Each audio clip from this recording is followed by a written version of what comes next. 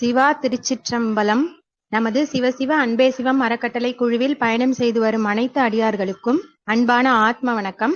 இன்றைய நமது சிறப்பு விருந்தினர் சங்கீதா கிருஷ்ணா அம்மா அவர்களை வருக வருக என்று அன்போடு வரவேற்கிறோம். இன்றைய தலைப்பு இயற்கை வாழ்வியல். அன்பர்கள் அனைவரும் பங்கு பெற்று பயன்பெறுமாறு கேட்டுக்கொள்கிறோம். எல்லா உயிர்களும் இன்புற்று வாழ்க. வாழ்க வையகம், வாழ்க வளமுடன். வணக்கம்மா, வாழ்க வளமுடன்மா. நீங்க ஆரம்பிக்கலாம். வணக்கம். வணக்கம் அனைவருக்கும் வணக்கம். இயற்கை ஆர்வலர்களுக்கும் இயற்கை பேராற்றலுக்கும் இந்த பிரபஞ்சத்திற்கும் அனைவருக்கும், என் இயற்கை குருமார்கள் அனைவருக்கும் மற்றும் இந்த தளத்தை எனக்கு அளித்த பாலகிருஷ்ணன் ஐயா அவர்களுக்கும் மற்றும் உங்கள் அனைவருக்கும், இந்த காணொளியை காண வந்த அனைவருக்கும் எனது மனமார்ந்த வணக்கத்தை தெரிவித்துக் கொள்கிறேன். வணக்கம். இன்றைய தலைப்பு அப்படின்னு பார்த்தீங்கன்னா இயற்கை வாழ்வியல். ஸோ தலைப்பிலே உங்களுக்கு தெரிஞ்சிடும் எவ்வளோ ஒரு அருமையான தலைப்புன்னு சொல்லிட்டு. இன்றைக்கு நாம இயற்கையோடு வாழ்றோமா அப்படின்றது தான் நம்ம வந்துட்டு இன்னைக்கு தலைப்பு. கண்டிப்பா எல்லாருமே வந்துட்டு இயற்கையோட வாழணும். அப்பதான் நம்ம உடலே இயற்கையால் அமைக்கப்பட்டது தான், எல்லாருக்கும் தெரியும் இல்லைங்களா? ஸோ நான் ஃபர்ஸ்ட் இயற்கை வாழ்வியல் அப்படின்னு எடுத்துக்கிட்டோம்னா ரொம்ப மகிழ்ச்சியா சொல்றது அப்படின்னா இயற்கை ஆர்வலர்களை பத்தி ஃபர்ஸ்ட் நான் ஒரு வரலாறு சொல்லலாம்னு இருக்கேன். நிறைய இயற்கை ஆர்வலர்கள் வந்துட்டு இப்ப இயற்கையை வளர்த்துட்டு வராங்க. அந்த காலத்துல இருந்தே பாரம்பரியமா இயற்கை வாழ்வியல் தான் நம்மளுடைய பாரம்பரியம் அப்படின்னு நம்ம சொல்லலாம் இல்லைங்களா? அப்போ இயற்கையா வாழ்றதுதான் நம்மளுடைய பாரம்பரியமும் கூட. அப்படி இருக்கும்போது நம்ம இயற்கையோடு ஒன்றி இருக்கும்போது நமக்கு எந்த ஒரு துன்பமும் வரல. நாம இன்பமயமாக மகிழ்ச்சியாக எல்லாம் பொருந்திய ஒரு அனைத்து விதமான எனர்ஜியும் இருக்கக்கூடிய ஒரு மனிதனாக நம்ம இருந்தோம். மனிதன் அப்படின்னு நம்ம சொல்றதை விட அதுக்கும் இயற்கையாக நம்ம வந்துட்டு ஒரு இயற்கைவாதி அப்படின்னு சொல்லலாம். மனிதன் கிடையாது, இயற்கையோடு ஒன்றி இருக்கும் போது அவங்களை இயற்கைவாதின்னு சொல்லலாம். இயற்கையை போற்றி வாழக்கூடியவர்கள் எல்லாருமே வந்துட்டு மகிழ்ச்சியாக வாழ்ந்தார்கள். பாரம்பரியத்துல எல்லாருமே வாழ்ந்திருக்காங்க. ஈவன் வந்து நம்ம எடுத்துட்டோம் அப்படின்னா, நம்ம ஹிஸ்டரியில இருந்து எடுத்துட்டோம்னா இயற்கையை பத்தி பேசணும்னா நிறைய பேர் பேசியிருக்காங்க. நம்ம தமிழ்நாட்டிலே பார்த்துட்டோம் அப்படின்னா, நம்ம தமிழ் இலக்கியத்தை எடுத்துக்கிட்டோம் அப்படின்னா இயற்கை வாழ்வியல்ல யார் பேசியிருக்காங்க அப்படின்னா காளிதாசர், வால்மீகி. ராமாயணத்துல இயற்கையை பத்தி தான் ஃபுல்லா பேசிட்டு இருப்பாரு. அந்த காட்டுக்குள்ள போறது, அப்ப வந்து இயற்கையை ரசிச்சுட்டு இருக்கிறது, இயற்கையை வந்து பாடலாலாம் நிறைய பாடியிருக்காரு ராமாயணத்துல எடுத்துக்கிட்டோம் அப்படின்னா. ஸோ ஃபர்ஸ்ட் வந்து நம்ம வால்மீகி வடமொழியில சொல்றாங்க, சாரி இந்தியால. தமிழ்நாட்டுல வந்துட்டு ராமாயணத்துல கம்பர் வந்து இயற்கையை பத்தியும் ராமாயணத்துல ஃபர்ஸ்ட் பேசியிருக்காங்க அப்படின்னு நம்ம சொல்லலாம். நிறைய பேர் பேசியிருக்காங்க. அதுக்கப்புறம் நம்ம இந்தியால எடுத்துக்கிட்டோம்னா ரவீந்திரநாத் தாகூர், அவர் ஒரு இயற்கை வாதி அப்படின்னு சொல்லலாம். இவங்கெல்லாம் இயற்கை ஆர்வலர்கள். தாகூர் பேசியிருக்காரு. பெண் கவிஞர் அப்படின்னு எடுத்துக்கிட்டோம்னா சரோஜினி நாயுடு இயற்கை வாழ்வியலை பத்தி ரொம்ப அருமையான டைம் இருந்துச்சுன்னா இந்த ஆர்வலர்கள் எப்படி இயற்கையெல்லாம் ரசிச்சு இயற்கையோட வாழ்ந்திருக்காங்க அப்படின்னு பாருங்க. ஃபர்ஸ்ட்ல இருந்து வந்துட்டு இயற்கையோட எல்லாரும் வாழ்ந்துட்டு இருக்காங்க, நமக்கு வந்து தெரியல. இயற்கைக்கும் நமக்கும் கனெக்ஷன் இருக்கு, அதுதான் சொல்றாங்க. எல்லா ஆர்வலர்களும் என்ன சொல்றாங்க, மனிதனும் இயற்கையும் பிரிக்க முடியாதது அப்படின்னு சொல்றாங்க. இயற்கை தான் மனிதன், மனிதன் தான் இயற்கை அப்படின்னு நம்ம எடுத்துக்கலாம்.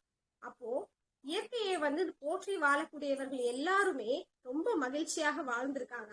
அந்த காலத்துல இருந்தே நம்ம எடுத்துக்கலாம். தாகூருடைய கவிதைகள்லாம் படிக்கும் போது நமக்கு தெரியும் இயற்கையை அவர் எப்படி போற்றி வாழ்ந்திருக்காரு. சரோஜினி நாயுடு வந்துட்டு எப்படி அந்த இயற்கையை வந்து அவ்வளோ அழகாக வர்ணிச்சு அந்த இயற்கையோடு வாழ்ந்து அவங்க எல்லாம் வந்து மரணம் அடைச்சாங்க அப்படின்னு சொல்லலாம். ஃபர்ஸ்ட் எடுத்தோடனே மரணத்தை பத்தி பேச வேண்டாம்னு நினைக்கிறேன். ஏன்னா இயற்கையை வந்துட்டு ஒரு மரணம் அப்படின்றது ஒரு இயற்கை தான். எப்படி பிறப்பு அப்படின்றது வந்து ஒரு இயற்கையான சம்பவமோ அந்த மாதிரி மரணம் அப்படின்றதும் ஒரு சம்பவம் இல்லைங்களா?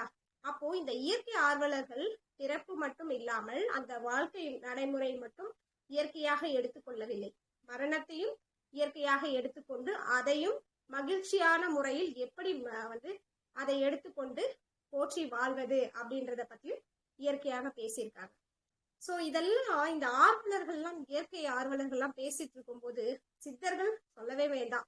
எப்படி சித்தி அடைஞ்சாங்க அவங்கெல்லாம்? சயின்ஸ் வச்சியா, டெக்னாலஜி வச்சியா? கிடையாது. இப்போ வந்து சயின்ஸ் அண்ட் டெக்னாலஜி இம்ப்ரூவ் ஆனதுனால நம்ம இயற்கை வந்து அழிஞ்சுக்கிட்டே போகுது. ஆனா அப்ப எல்லாமே இயற்கையோடு ஒன்றி வாழ்ந்ததுனாலதான் அவங்களால எல்லாம் என்ன ஆச்சுன்னா இயற்கையான மரணத்தை தழுவ முடிஞ்சது.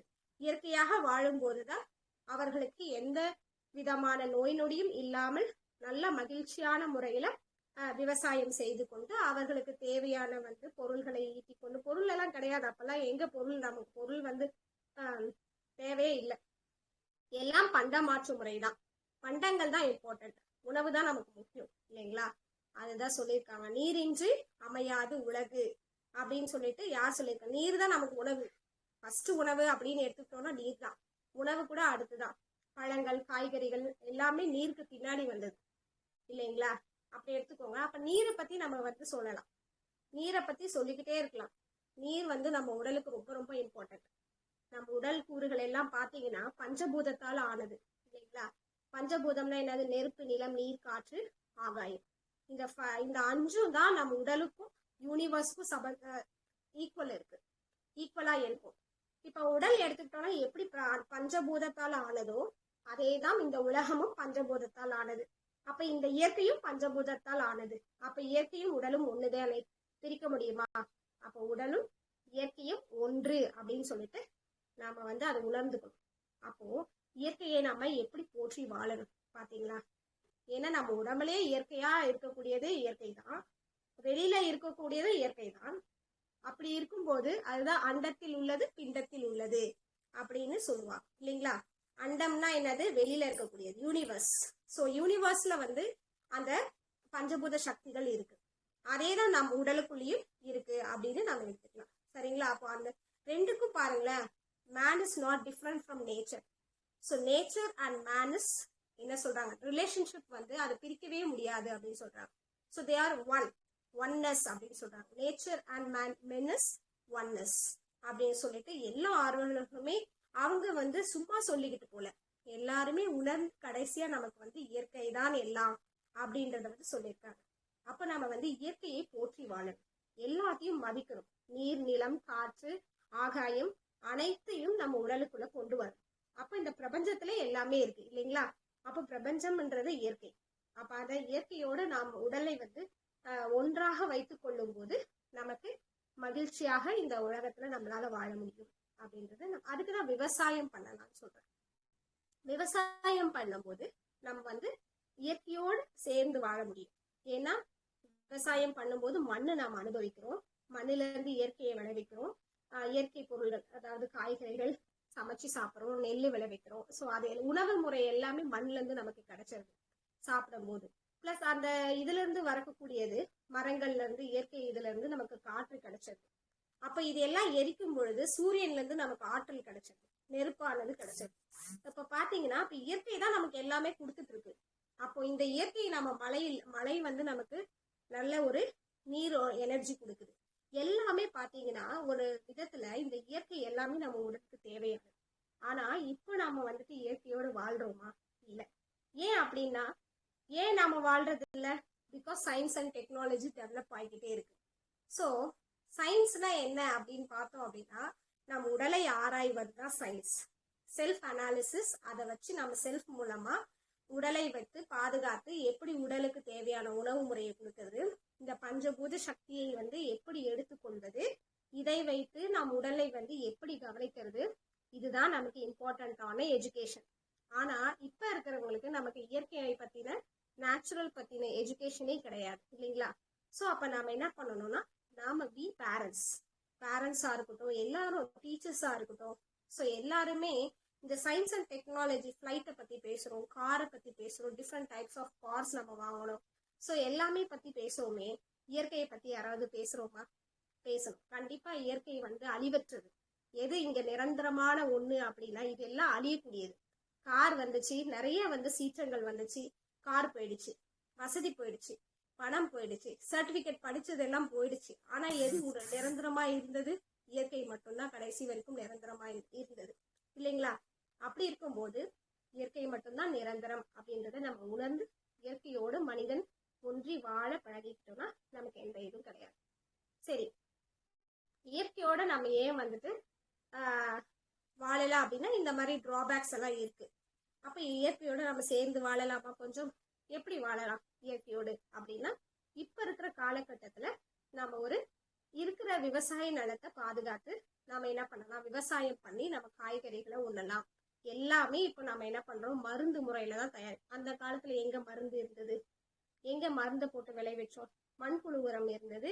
அந்த ஃப்ரூட்ஸ் கழிவுகள் இதெல்லாம் போட்டு நம்ம உரம் தயாரிச்சு அதை நம்ம சாணங்கள், இதுல இருந்து மாட்டினுடைய சாணங்கள், இதைதான் நம்ம உரமா பயன்படுத்திக்கணும். அனிமல்ஸினுடைய, விலங்குகளுடைய உரம், இதெல்லாம் வந்துட்டு சாணங்கள் எல்லாம் வைத்து நம்ம உரமா பயன்படுத்திக்கணும். ஆனா இப்ப இருக்கிற உணவு முறை நமக்கு வந்துட்டு என்ன ஆகுது அப்படின்னா, இந்த பஞ்சபூத ஆற்றல் குறைக்குது நமக்கு, அப்படிதான் சொல்லணும்.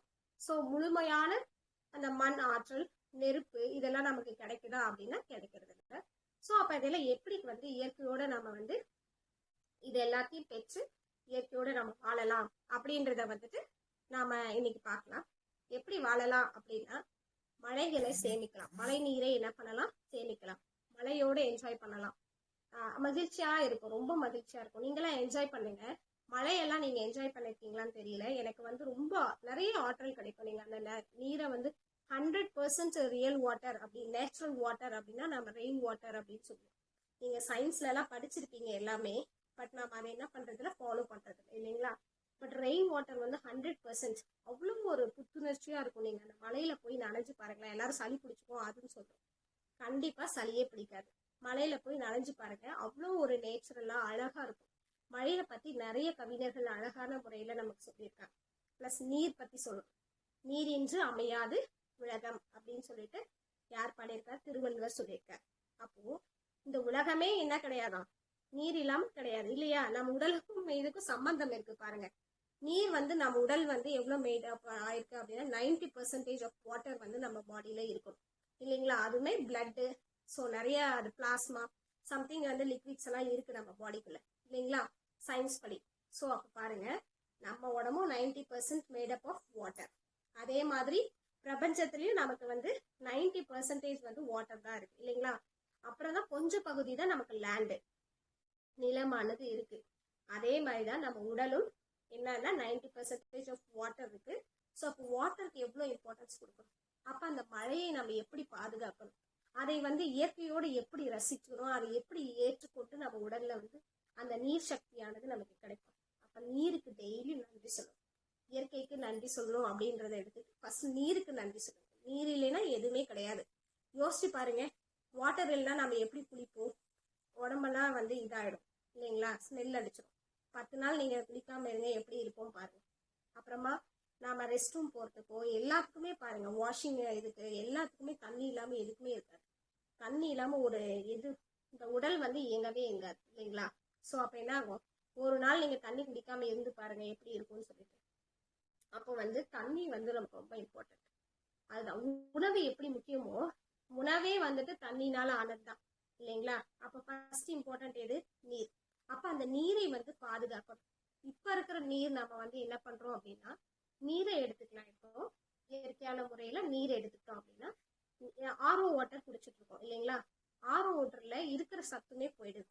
ஓடுற தண்ணியில நீருடைய சத்துக்கள் மெக்னீசியம், கால்சியம், அந்த மாதிரியான ஜிங்கு, ஸோ அயன், இது எல்லாமே வந்து அதுக்குள்ள மேட் பண்ணியிருக்காங்க. எல்லாமே இருக்கும், கெமிக்கல் கம்போசிஷன்ஸ் எல்லாமே நேச்சுரலாவே வாட்டர்ல இருக்கும்.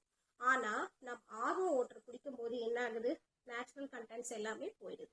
ஸோ அப்ப நமக்கு என்ன கிடைக்குது, வெறும் ஒரு வாட்டர் வந்து யூஸ்லெஸ் வாட்டர் தான் நம்ம குடிச்சிட்டு இருக்கோம், எனர்ஜிலெஸ் வாட்டர் அப்படின்னு சொல்றோம். இதனாலே நமக்கு நிறைய அப்போ வந்து என்ன ஆகுது, நீர்ச்சத்து குறைபாடு ஏற்படுது.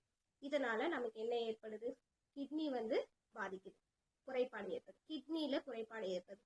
நிறைய பேருக்கு இப்ப வந்து கிட்னி பிரச்சனையா இருக்கு. யூரினரி பிளாடர் அப்படின்னு சொல்லக்கூடிய அந்த நீர்ப்பை சொல்றோம் இல்லைங்களா, அது வந்து பிரச்சனையா இருக்கு, குறைபாடு இருக்கு அதுக்குள்ள அப்படின்னு சொல்றோம். ஸோ இந்த யூரினரி இன்ஃபெக்ஷன்ஸ், ஸோ இதெல்லாம் வருது அப்படின்னா இந்த ஆர்ஓ வாட்டர் தாங்க. ஸோ அப்ப நீரை வந்துட்டு நம்ம என்ன பண்ணலாம் அப்படின்னா, ஒரு துளசியை போட்டு எனர்ஜைஸ்டா மாத்திக்கலாம். அந்த ஆர்ஓ வாட்டர் குடிங்க, குடிக்க வேணாம்னு சொல்லலை, பட் வந்து என்ன பண்ணிக்கலாம், அதை வந்து எனர்ஜைஸ்டா மாத்தி நாம வந்து குடிச்சுக்கலாம். புரியுதுங்களா. அப்ப என்ன பண்ணலாம், துளசி வாட்டர் ஒரு நாளைக்கு துளசி குடிக்கலாம், துளசியை போட்டு வச்சுக்கலாம் அலசிட்டு. பிளஸ் வந்துட்டு என்ன பண்ணலாம், சீரகம் போட்டுக்கலாம். அப்புறமா என்ன போடலாம் அப்படின்னா, நன்னாரி வேர் போட்டுக்கலாம், வெட்டி வேர் போட்டுக்கலாம், இந்த மாதிரியான. அப்புறம் நிறைய விஷயங்கள் குளிர்ச்சி தரக்கூடியது, வெந்தயம் போட்டு குடிக்கலாம் தண்ணியில. ஸோ இந்த மாதிரி புதினா போட்டு ஒரு நாளைக்கு குடிக்கலாம். இந்த மாதிரி எனர்ஜைஸ்டா வந்து நம்ம மாத்தி குடிக்கலாம். நெல்லிக்காயை போட்டு நம்ம ஒரு நாளைக்கு குடிக்கலாம். இப்படி நீரை வந்து வெறும் தண்ணியா குடிக்காம, அப்படி இல்லைன்னா அட்லீஸ்ட் பானை தண்ணியிலயாச்சும் வச்சு அதை எனர்ஜைஸ் பண்ணி குடிங்க. பானையிலயோ இல்ல நல்ல ஒரு செம்பு பாத்திரத்திலயோ அந்த மாதிரி யூஸ் பண்ணுங்க. பிளாஸ்டிக் பாட்டில் இதுல வச்சு யூஸ் பண்ணாதீங்க. ஸோ அந்த மாதிரி நம்ம வந்து நீரை வந்து பயன்படுத்த ஆரம்பிக்கலாம். சரிங்களா? ஸோ அப்போ நீர் வந்து எவ்வளவு ஒரு முக்கியத்துவம் வாய்ந்தது அப்படின்னு பாருங்க. இயற்கை வாழ்வியல்ல நீர் வந்து மிகப்பெரிய ஒரு இது. நிறைய திருக்குறள், அதுக்கப்புறம் அதுக்கு முன்னாடியே வந்துட்டு புறநானூறு வந்து நீரை பத்தி பேசியிருக்கு. ஔவையார் சொல்லியிருக்காங்க, நீரின்றி அமையாது யாக்கை அப்படின்னு ஔவையார் சொல்லியிருக்காரு. அம்மையார் வந்து சொல்லியிருக்காங்க, நீரின்றி அமையாது யாக்கை. இந்த உடலானது என்ன கிடையாது, 90% வந்து பார்த்துக்கோங்க வாட்டர் தான் அப்படின்னா உடலே கிடையாது. இல்ல 90% வாட்டர் இல்ல அப்படின்னா உடல் இருக்கா? இல்ல. யாக்கைனா உடல். அப்போ நீரின்றி அமையாது இந்த உடல் யாக்கை அப்படின்னு சொல்லிட்டு அம்மையார் அவர்கள் நமக்கு சொல்லியிருக்காங்க. சரிங்களா? அப்போ நீர் எவ்வளவு இம்பார்ட்டன்ட் அப்படின்னு நம்ம பார்க்கிறோம். சரிங்களா? நீரினால வரக்கூடிய பிரச்சனையும் பார்க்கிறோம். அடுத்து நாம வந்துட்டு உணவு எடுத்துக்கலாம். உணவு முறை இந்த இயற்கை வாழ்வியல்ல உணவு நாம எப்படி எடுத்துட்டு இருக்கோம் அப்படின்னு பார்த்தோம்னா, பாரம்பரிய உணவுகளை நம்ம சாப்பிட்றதே கிடையாது. அப்பெல்லாம் கம்பு, சோளம், அதுக்கப்புறம் என்னது சின்ன சின்ன அந்த இருக்கக்கூடிய தானியங்கள் தான், நவதானியங்கள் சொல்லக்கூடியது. அதுக்கப்புறம் நிறைய வந்து பருப்பு வகைகள் சமைச்சிட்டு இருந்தோம், புரோட்டீன்ஸ் அதிகமா கிடைச்சது. அதுக்கப்புறம் நம்ம வந்துட்டு என்ன பண்ணோம்னா, காய்கறிகள்ல வந்து நல்லா பறிச்சு மாதுளை இதெல்லாம் நேச்சுரலா விளையக்கூடிய சீத்தாப்பழம், அப்புறம் நம்மளுடைய நாட்டுல விளையக்கூடியது கொய்யாப்பழம், இந்த மாதிரி எல்லாம் நம்ம பழங்களையும் காய்கறிகளையும் பருப்பு வகைகளும் தான் நம்ம வந்து சமைக்காம கூட நம்ம சாப்பிட்டு இருந்தோம் இல்லைங்களா? அப்படின்லாம் இருக்கும்போது சமைச்சு சாப்பிடும் போது இந்த தானியங்கள்லாம் சாப்பிட்டு இருந்தோம். ஆனா இப்ப நம்ம அப்படி சாப்பிட்றோம்னா ரைஸ் வந்து பாலிஷ்ட் பண்ணி சாப்பிட்றோம். அதனால சத்துக்கள் நமக்கு வந்து இருக்கிறது இல்லை. ரைஸே வந்துட்டு அன்பாலிஷ்டு ரைஸ். ஓகேங்களா? அப்படி எடுத்துக்கலாம். தூய மல்லி அரிசி, நிறைய சீரக சம்பா அரிசி, இந்த மாதிரியான வகைகள்லாம் இருக்கு. பாரம்பரிய அரிசிகள்லாம் இருக்கு, அதையெல்லாம் பயன்படுத்தலாம். கம்பு, சோளம், அப்புறம் அந்த மாதிரி திணை, இந்த மாதிரி வெரைட்டிகள் எல்லாம் நம்ம என்ன பண்ணலாம், உணவுல சேர்த்துக்கொள்ளலாம். அதுவுமே ஆர்கானிக் முறையில தயார். அப்ப என்ன பண்ணலாம், நாமளே விளைவிச்சு நம்ம சாப்பிடலாம். இப்ப யாருக்காவது நிலம் இருக்கு அப்படின்னா அவங்க என்ன பண்ணலாம் அப்படின்னா, அவங்களே இந்த மாதிரியான சின்ன சின்ன காய்கறிகள் இதெல்லாம் போட்டு, பழங்கள் இதெல்லாம் வந்து போட்டு நாம விளைவிச்சு சாப்பிடலாம். நிறைய ஆர்வலர்கள் நம்ம எடுத்துக்கலாம். உணவு முறைன்னு சொல்றதை விட நிறைய இப்ப எல்லாமே ஆர்வலர்கள் வந்துட்டாங்க. ஸோ காய்கறிகள் வைத்தியம், உணவு வைத்தியம் இதெல்லாம் பண்ணிட்டு இருக்காங்க. உணவு முறை அப்படின்னா காலையில இருந்து நைட்டு வரைக்கும் எப்படி சாப்பிடலாம் அப்படின்னு இந்த இயற்கை வாழ்வியல் நமக்கு கத்துக்கலாம். உணவு முறை அப்படின்னு எடுத்துக்கிட்டோம்னா, எந்த உணவு சாப்பிட்டாலும் நாம ரசிச்சு சாப்பிடணும். ஃபர்ஸ்ட் வந்து ரசிச்சு சாப்பிடணும். பிளஸ் வாயில என்ன பண்ணணும்னா, நல்லா அரைச்சி எந்த உணவாக இருந்தாலும் கூலாக்கி உள்ள அனுப்பணும். அப்பதான் நல்ல டைஜஷன் ஆகும். இப்ப பாத்தீங்கன்னா நிறைய செரிமான பிரச்சனை, சாப்பிட்டு நம்ம உட்காந்துக்கிட்டே இருக்கோம், ஒரு வேலையும் செய்யறது கிடையாது. ஸோ விவசாயம் பண்றவங்களுக்கு எப்படினாலும் செரிச்சிடும். நமக்கு வந்து இப்ப நிறைய குறைபாடுகள் உடம்புல வருது இல்லையா? ஏன் அப்படின்னா, இந்த மாதிரி இயற்கைக்கு முரண்பாடாக நாம இப்ப எல்லாமே பண்ணிட்டு இருக்கோம். அதனாலதான் நமக்கு வந்து இந்த மாதிரியான பிரச்சனைகள்லாம் ஏற்படுது. அப்போ உணவு முறையை நம்ம திருத்திக்கலாம். நம்ம அன்றாட வாழ்வியல்ல உணவு முறைகளை திருத்துறது மூலமாகவும் நம்ம இயற்கையோட இருக்கிறது மூலமாகவும் நமக்கு உடல் குறைபாடுகள் வராம நம்ம தடுத்துக்கலாம். சரிங்களா? அப்ப என்ன பண்ணலாம், உணவு நல்லா கூழ் மாதிரி அரைச்சி முழுங்கலாம். தண்ணீரை வந்துட்டு நல்ல நம்ம எனர்ஜைஸ்டா எடுத்துக்கலாம். சரிங்களா? காலையில சீக்கிரம் எழுந்திரிக்கணும். உணவு முறையில ஃபர்ஸ்ட் இம்பார்ட்டன்ட் வந்து ஒரு 3 மணிக்கு வந்துட்டு நல்ல ஆக்சிஜன் கிடைக்கும்னு சொல்லுவாங்க. நம்ம நுரையீரலுக்கான நேரம் அப்படின்னு எடுத்துக்கிட்டோம்னா 3 to 5. அப்போ யாருக்கெல்லாம் சளி பிரச்சனை, இந்த மாதிரியான குறைபாடுகள்லாம் இருக்கு, ரெஸ்பிரேஷன் ப்ராப்ளம், மூச்சு திணறல், இந்த மாதிரி வீசிங் ப்ராப்ளம், அவங்க எல்லாம் என்ன பண்ணணும் அப்படின்னா 3 to 5 நேரம் 5 மணி வரைக்கும் என்ன பண்ணலாம், தியானம் பண்ணலாம், மூச்சு பயிற்சி பண்ணலாம். இப்படி பண்ண என்ன ஆகும் அப்படின்னா, நாம வந்துட்டு மூச்சு வந்து சரியாக இயங்கும். நல்ல முறையில நமக்கு வந்து உடல் வந்து நல்லா இருக்கும். இந்த சளியானது இதெல்லாம் இருக்காது.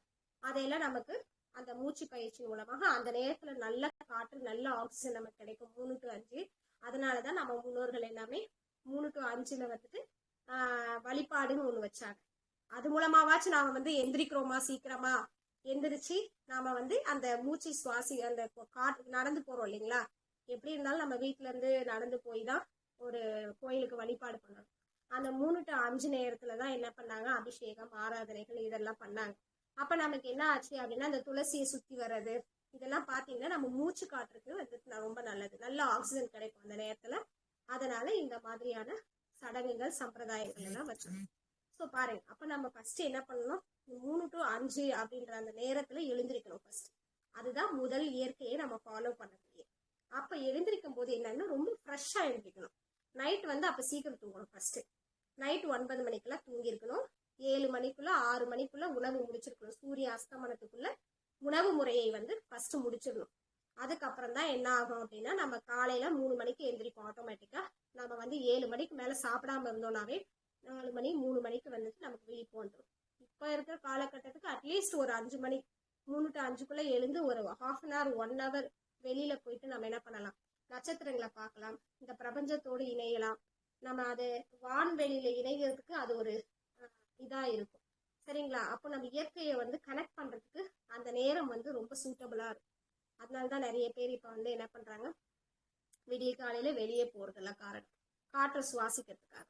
போயிட்டு அந்த நிலா வந்து அப்ப எப்படி இருக்கு, அந்த நட்சத்திரங்களை கவனிச்சு பாருங்க எப்படி இருக்குன்னு சொல்லிட்டு அதையெல்லாம் பார்க்கும்போது நமக்கு அந்த இயற்கையோடு ஒரு பிரபஞ்சத்து கூட வந்து கனெக்ட் ஆகும்.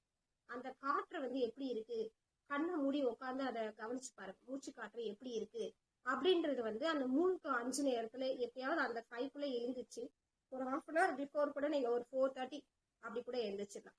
எழுந்திரிச்சு போய் அதையெல்லாம் பார்த்துட்டு வந்து சுவாசத்தை, இப்ப நிறைய பேருக்கு வீசிங் ப்ராப்ளம் இருக்கு, அதுக்கப்புறம் நிறைய வந்துட்டு சளி பிரச்சனைகள் இருக்கு அப்படின்னு சொல்றோம். ஏன் அப்படின்னா இந்த ஆகாய குறைபாடு, சக்தி குறைபாடு. சரிங்களா? இந்த ஆக்சிஜன் குறைபாடுனாலதான் நமக்கு இந்த பிரச்சனை வருது. ரெஸ்பிரேஷன் குறைபாடு. அப்ப என்ன பண்ணலாம், நாம பட்டு போய் இந்த 3 to 5 நேரத்துல நாம என்ன பண்ணலாம், எழுந்திருச்சு தியானம் பண்ணலாம், மூச்சு பயிற்சிகளை பண்ணலாம். இது மூலமா நமக்கு வந்து ஆரோக்கியமான உடலை வந்து நம்ம பெறலாம். சளி எதுவும் இல்லாம, பிரச்சனைகள்லாம் இல்லாம பெறலாம். அந்த நேரத்தில் நம்ம எந்திரிக்கும் போது மலம் கூட நமக்கு நல்லா இருக்கும். சரிங்களா? நல்லா மலம் கழிக்க போகும், எல்லாமே பண்ணலாம்.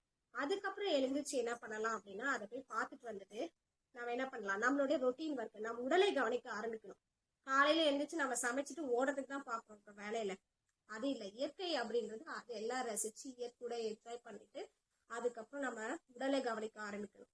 உடலுக்கு நமக்கு தேவையானது நல்லா பல் வந்து சுத்தம் பண்ணணும், மூக்கு சுத்தம் பண்ணணும், வாய் சுத்தம் பண்ணணும், உடல் சுத்தம் பண்ணணும். அடுத்து வந்து இது எல்லாம் பண்ணணும் இல்லைங்களா? அப்ப இதுவும் இயற்கை தானே, நம்ம உடல் வந்து இயற்கை தான், இயற்கையால் ஆனதுதான். அப்ப இதெல்லாம் பண்ணணும். அப்ப என்ன பண்ணணும், ஆயில் புல்லிங் பண்ணணும். நல்லெண்ணெயோ அல்லது என்ன பண்ணலாம், தேங்காய் எண்ணெய். முக்கியமா ஃபர்ஸ்ட் வந்து 100% நம்ம பல்லு சுத்தம், இந்த வாய் சுத்தம் எல்லாம் பண்றதுக்கு நல்லெண்ணெய் வந்து வெறும் வயிற்றுல போட்டு நம்ம என்ன பண்ணலாம், நல்லா வாயில போட்டு கொப்பளிச்சு ஒரு 20 to 30 minutes வந்துட்டு வாய் கொப்பளிக்கும் பொழுது பல்லுல பிரச்சனை இருக்காது, சளி தொல்லை இருக்காது. சளியெல்லாம் இருந்துச்சுன்னா கூட வெளியே வந்துடும். நம்ம ஆயில் புல்லிங் பண்ணும் போது பல்லு வந்து நல்லா ஸ்ட்ராங் ஆகும். ஸோ எல்லாமே நம்ம உடல், அந்த நாக்கு எல்லாமே கிளீன் ஆகும். அதுக்கப்புறம் காலையில எந்த கெமிக்கலையும் வச்சு வாய் கொப்பளிச்சுட்டு நல்லா பண்ணிட்டு ஒரு 20 minutes பார்த்தீங்கன்னா நீர்த்த மாதிரி வரும். அப்பதான் நம்ம அதை துப்பணும். அது எப்போ வரும்னா ஒரு 15 to 20 minutes வந்து நம்ம ஆயில வச்சு நல்லா கொப்பளிக்கணும். எல்லா பல்லுகளையும் படுற மாதிரி வந்து கொப்பளிக்கணும். இது வந்து ஒரு மெத்தட். ஸோ அப்போ என்ன பண்ணணும், வாயை நல்லா கொப்பளிச்சு வாயை சுத்தம் பண்ணி அதுக்கப்புறம் என்ன பண்ணணும், நாம வந்துட்டு மூக்கு கிளீன் பண்றது, கண் கிளீன் பண்றது, தண்ணியை வச்சு என்ன பண்ணலாம், கண்ணெல்லாம் வந்து கிளீன் பண்ணலாம். மூக்கு வந்து சுடு தண்ணி லைட்டா வார்ம் வாட்டர் வச்சு கிளீன் பண்ணலாம். லைட்டா இப்படி ஊற்றி ஊற்றி எடுக்கலாம். இந்த மாதிரியான மெத்தட்ஸ் எல்லாம் பண்ணலாம். சரிங்களா? அப்போ என்ன பண்ணலாம், கண் கிளீன் பண்றது, மூக்கு கிளீன் பண்றது, வாய் கிளீன் பண்றது, இதெல்லாம் காலையில எழுந்துச்சுன்னே இதெல்லாம் பண்ணலாம். 4 மணிக்கு ஸ்டார்ட் பண்ணலாம், 4 to 4:30 மணிக்கு. இதெல்லாம் செய்யும் பொழுது பல்லு விளக்குறது வந்து இயற்கையான முறையில விளக்கணும். காலையில எழுந்துச்சுன்னே பேஸ்ட் போட்டு வாயில தேய்க்க கூடாது. கெமிக்கல் போட்டீங்கன்னா அதுல ஃப்ளூரைட் கண்டென்ட் அதிகமா இருக்கு. அப்போ ஃப்ளூரின் வந்து பேஸ்ட்ல அதிகமா இருக்கிறதுனால பல்லு தேய்மானம் சீக்கிரமா நமக்கு ஏற்படும். அதனால நம்மளால ஹாட்டா இருக்கிற ட்ரிங்க்ஸையும் கோல்டா இருக்கிற ட்ரிங்க்ஸையும் குடிக்க முடியறதுல நிறைய வந்து பல்லு வந்து நிறைய பிரச்சனைகள் ஏற்படுது. சரிங்களா?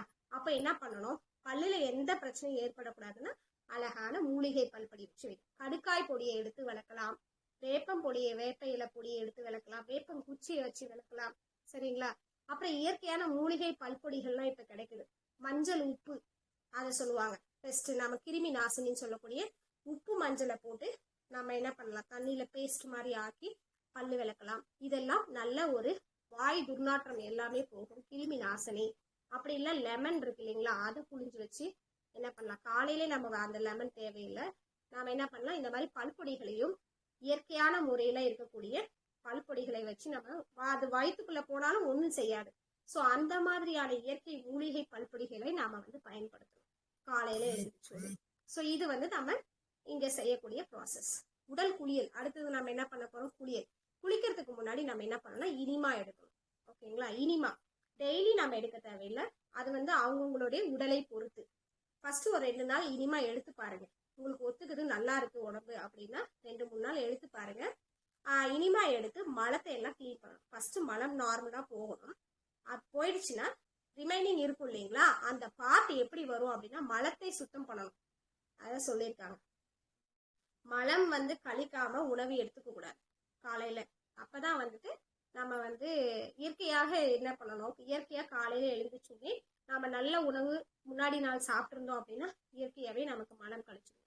ஸோ அப்ப என்ன பண்ணணும், நெக்ஸ்ட் ப்ராசஸ் வந்து மலம் கழிக்கணும். நல்ல முறையில காலையிலேயே நல்ல மலம் கழிச்சுட்டு அதுக்கப்புறம் இனிமா போட்டு கிளீன் பண்ணிக்கலாம். அது டெய்லி நல்லா கிளீன் ஆயிடுது, நம்ம நல்ல இயற்கை உணவு சாப்பிட்றோம்னா அதே கிளீன் ஆயிடும், இனிமா தேவையில்லை.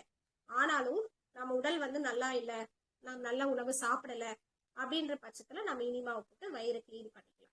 கிளீன் பண்ணிட்டு அதுக்கப்புறம் நம்ம என்ன பண்ணலாம்னா குளிக்க ஆரம்பிக்கலாம். குளியல் அப்படி இது எல்லாமே ஒரு தியான ப்ராசஸ்ங்க, நம்ம உடலுக்கு செய்யக்கூடிய ஒரு இயற்கையான முறையில நம்ம செய்யக்கூடிய ப்ராசஸ்.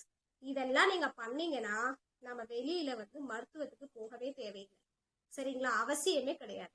இதெல்லாம் இயற்கை, இப்படிதான் நம்ம வாழ்ந்தோம். வேப்பங்குச்சி எடுத்தா காலையில நம்ம பல்லு விளக்கணும், அதுதான் உமிழ் நீரோட கலந்து போகும்போது நமக்கு வயிறு வந்து புண்ணு இந்த மாதிரி எல்லாம் எதுவுமே ஏற்படாது. அல்சர் பிரச்சனை இருக்கவங்க எல்லாம் இந்த வேப்பங்குச்சியை விளக்கும் போது பல்லும் நல்லா இருந்தது, நம்மளுடைய உடலுமே நல்லா இருந்தது, சரிங்களா. நாம மருத்துவத்துக்கே போக தேவையில்லை. இப்ப நம்ம என்ன பண்ணணும், நம்ம உடலை இயற்கையாக முறையில பாதுகாக்கணும். அதுதான் ஃபர்ஸ்ட். எனக்கு இயற்கை வாழ்வியல்னாவே எனக்கு வந்து உடல் தான் ஃபர்ஸ்ட், இல்லைங்களா. அந்த உடலை பத்தின ஞானம் இருக்கணும். உடல் எப்படி வந்து பிரபஞ்சத்தோட கனெக்ட் ஆயிருக்குன்னு பார்த்து தெரிஞ்சுக்கணும். அதுக்கப்புறம் என்ன சொல்லலாம் அப்படின்னா, நல்லா வந்துட்டு இனிமா எடுத்து கிளீன் பண்ணிட்டு நல்ல ஒரு குளியல் போடலாம். குளியல் வந்து ஒரு தியானங்க, அருமையான குளியல் போடலாம். நான் வந்துட்டு ஒரு 1/2 hour குளிப்பேன் எடுத்துக்கோங்களேன். நல்லா தண்ணியை ஊற்றி ஒவ்வொன்றா நம்ம உடல் முறையை சுத்தம் பண்ணணும். கால்ல இருந்து ஃபர்ஸ்ட் தண்ணியை ஊற்றணும், பாதத்துல இருந்து ஊற்றிக்கிட்டு மேலாவட்டும் அப்படியே வரணும். அப்புறம் வயிற்றுக்கு குளியல் கூட ஒரு மெத்தட் இருக்கு, இப்படிதான் நம்ம வந்து குளியல் பண்ணணும்னு சொல்லிட்டு. டெய்லியுமே ஹேர் வாஷ் பண்ணணும். தலைக்கு வந்து டெய்லி ஹேர் வாஷ் பண்ணணும். 2 நாளைக்கு 3 நாளைக்கு நம்ம என்ன பண்ணலாம்னா நைட்ல தலைக்கு தண்ணி எண்ணெய் வச்சுட்டு நம்ம வாஷ் பண்ணிக்கலாம். எண்ணெய் குளியல் வாரத்துக்கு ஒரு முறை நல்லெண்ணெய் குளியல் எடுத்துக்கலாம். இதெல்லாம் பண்ணும்போது நம்ம உடல் சுத்தமாகும், சரிங்களா. இயற்கையோட நமக்கு வந்துட்டு இருக்கக்கூடிய பாக்கியம் கிடைக்கும். நம்ம உடல் சுத்தமாகும், நமக்கு வந்துட்டு எந்த இதுவும் வராது, எந்த குறைபாடும் ஏற்படாது. உடல் சுத்தமாகணும். உடல் சுத்தம் பண்றதுக்கு நம்ம எப்படி குளிக்கணும் அப்படின்னா இந்த மாதிரி குளிக்கணும். பாதத்துல இருந்து நம்ம குளிச்சுக்கணும், அப்புறம் தலைக்கு ஊற்றணும். எடுத்தோடனே நம்ம தலைக்கு வந்து தண்ணியை ஊற்றக்கூடாது. உஷ்ணமானது என்ன ஆகும் அப்படின்னா கீழே வராது. அப்ப நம்ம கால்ல இருந்து தான் ஃபர்ஸ்ட் உஷ்ணம் வந்து நமக்கு குறையும். நைட்டு தூங்கும் போது நமக்கு அதிகமான உஷ்ணங்கள் வந்து ஏற்படும்.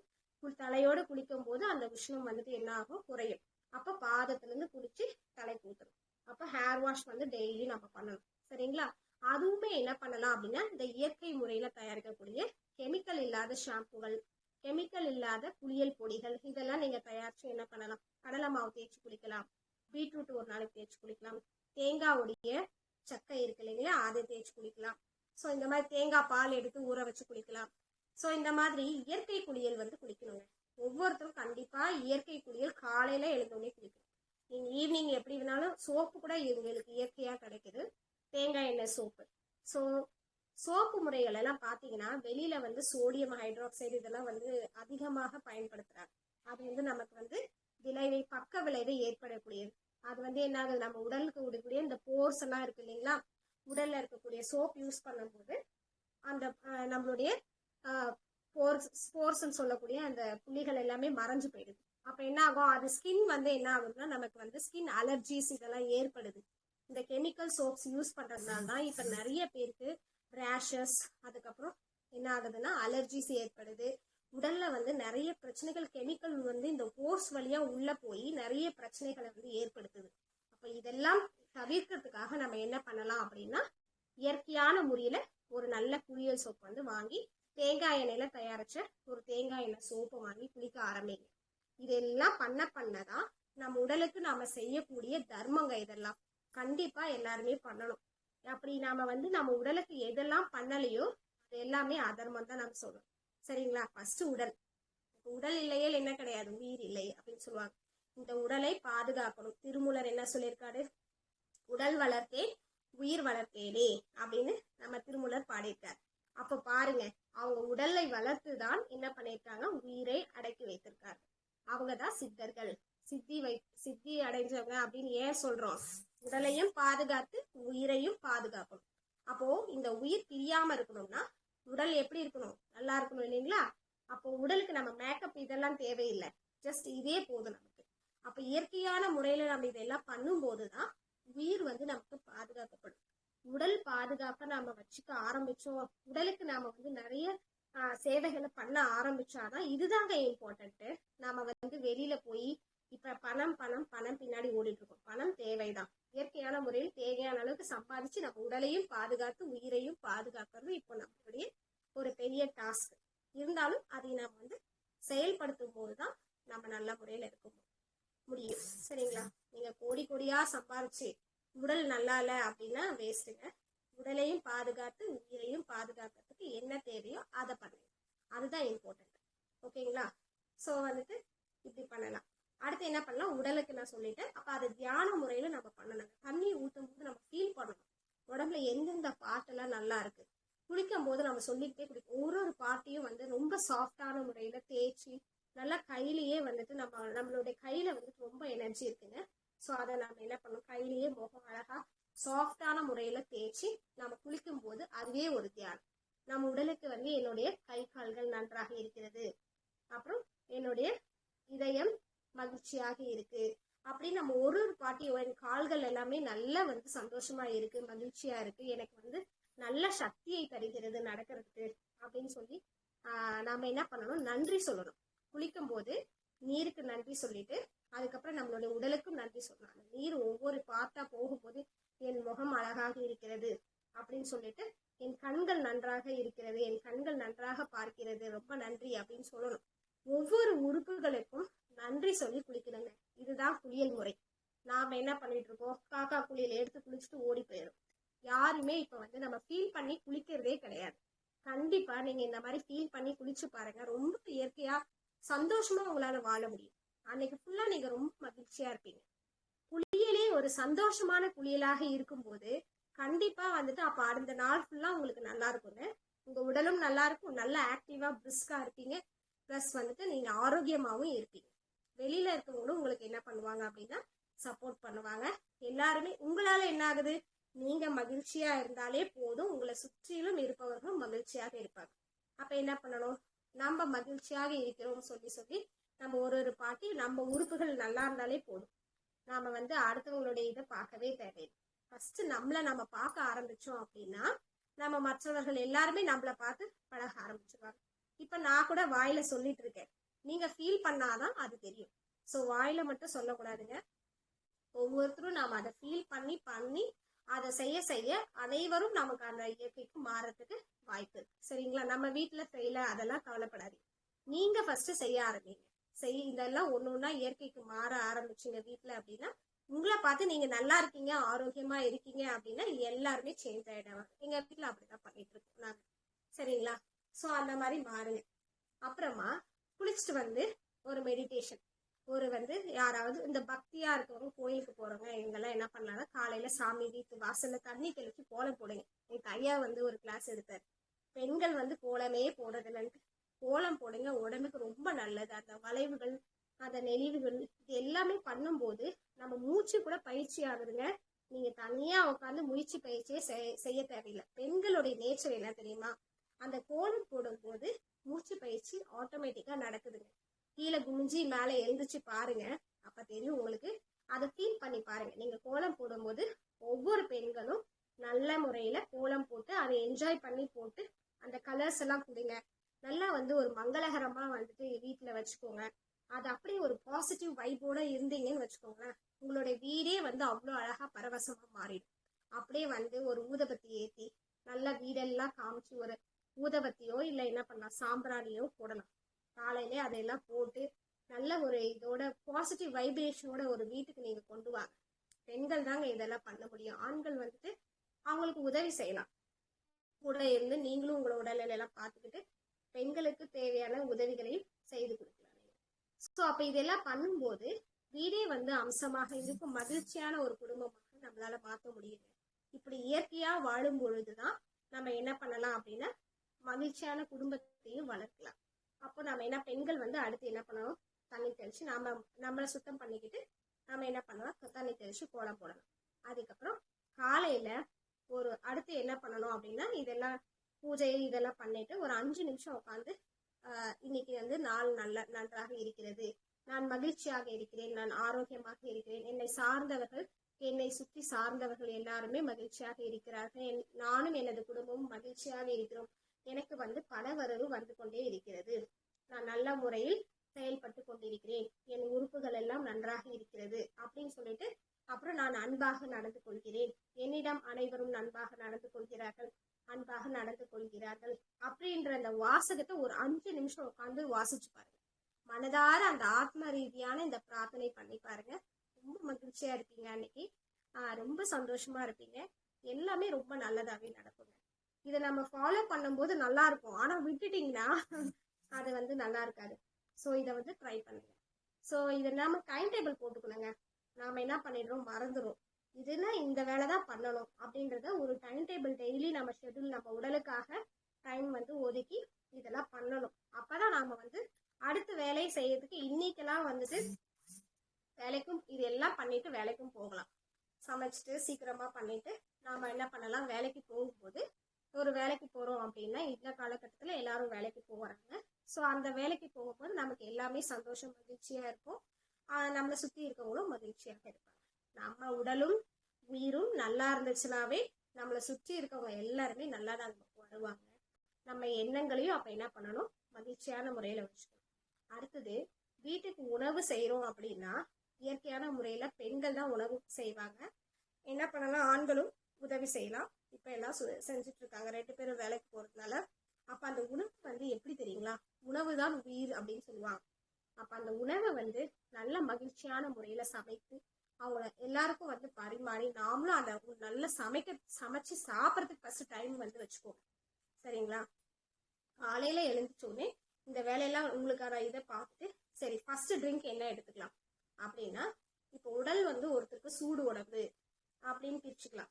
உடல் வந்து சூடு உடம்பு இருக்கும், சில பேருக்கு வந்து குளிர்ச்சியான உடம்பாகவும் இருக்கும். அது அவங்களுக்கே தெரியும்.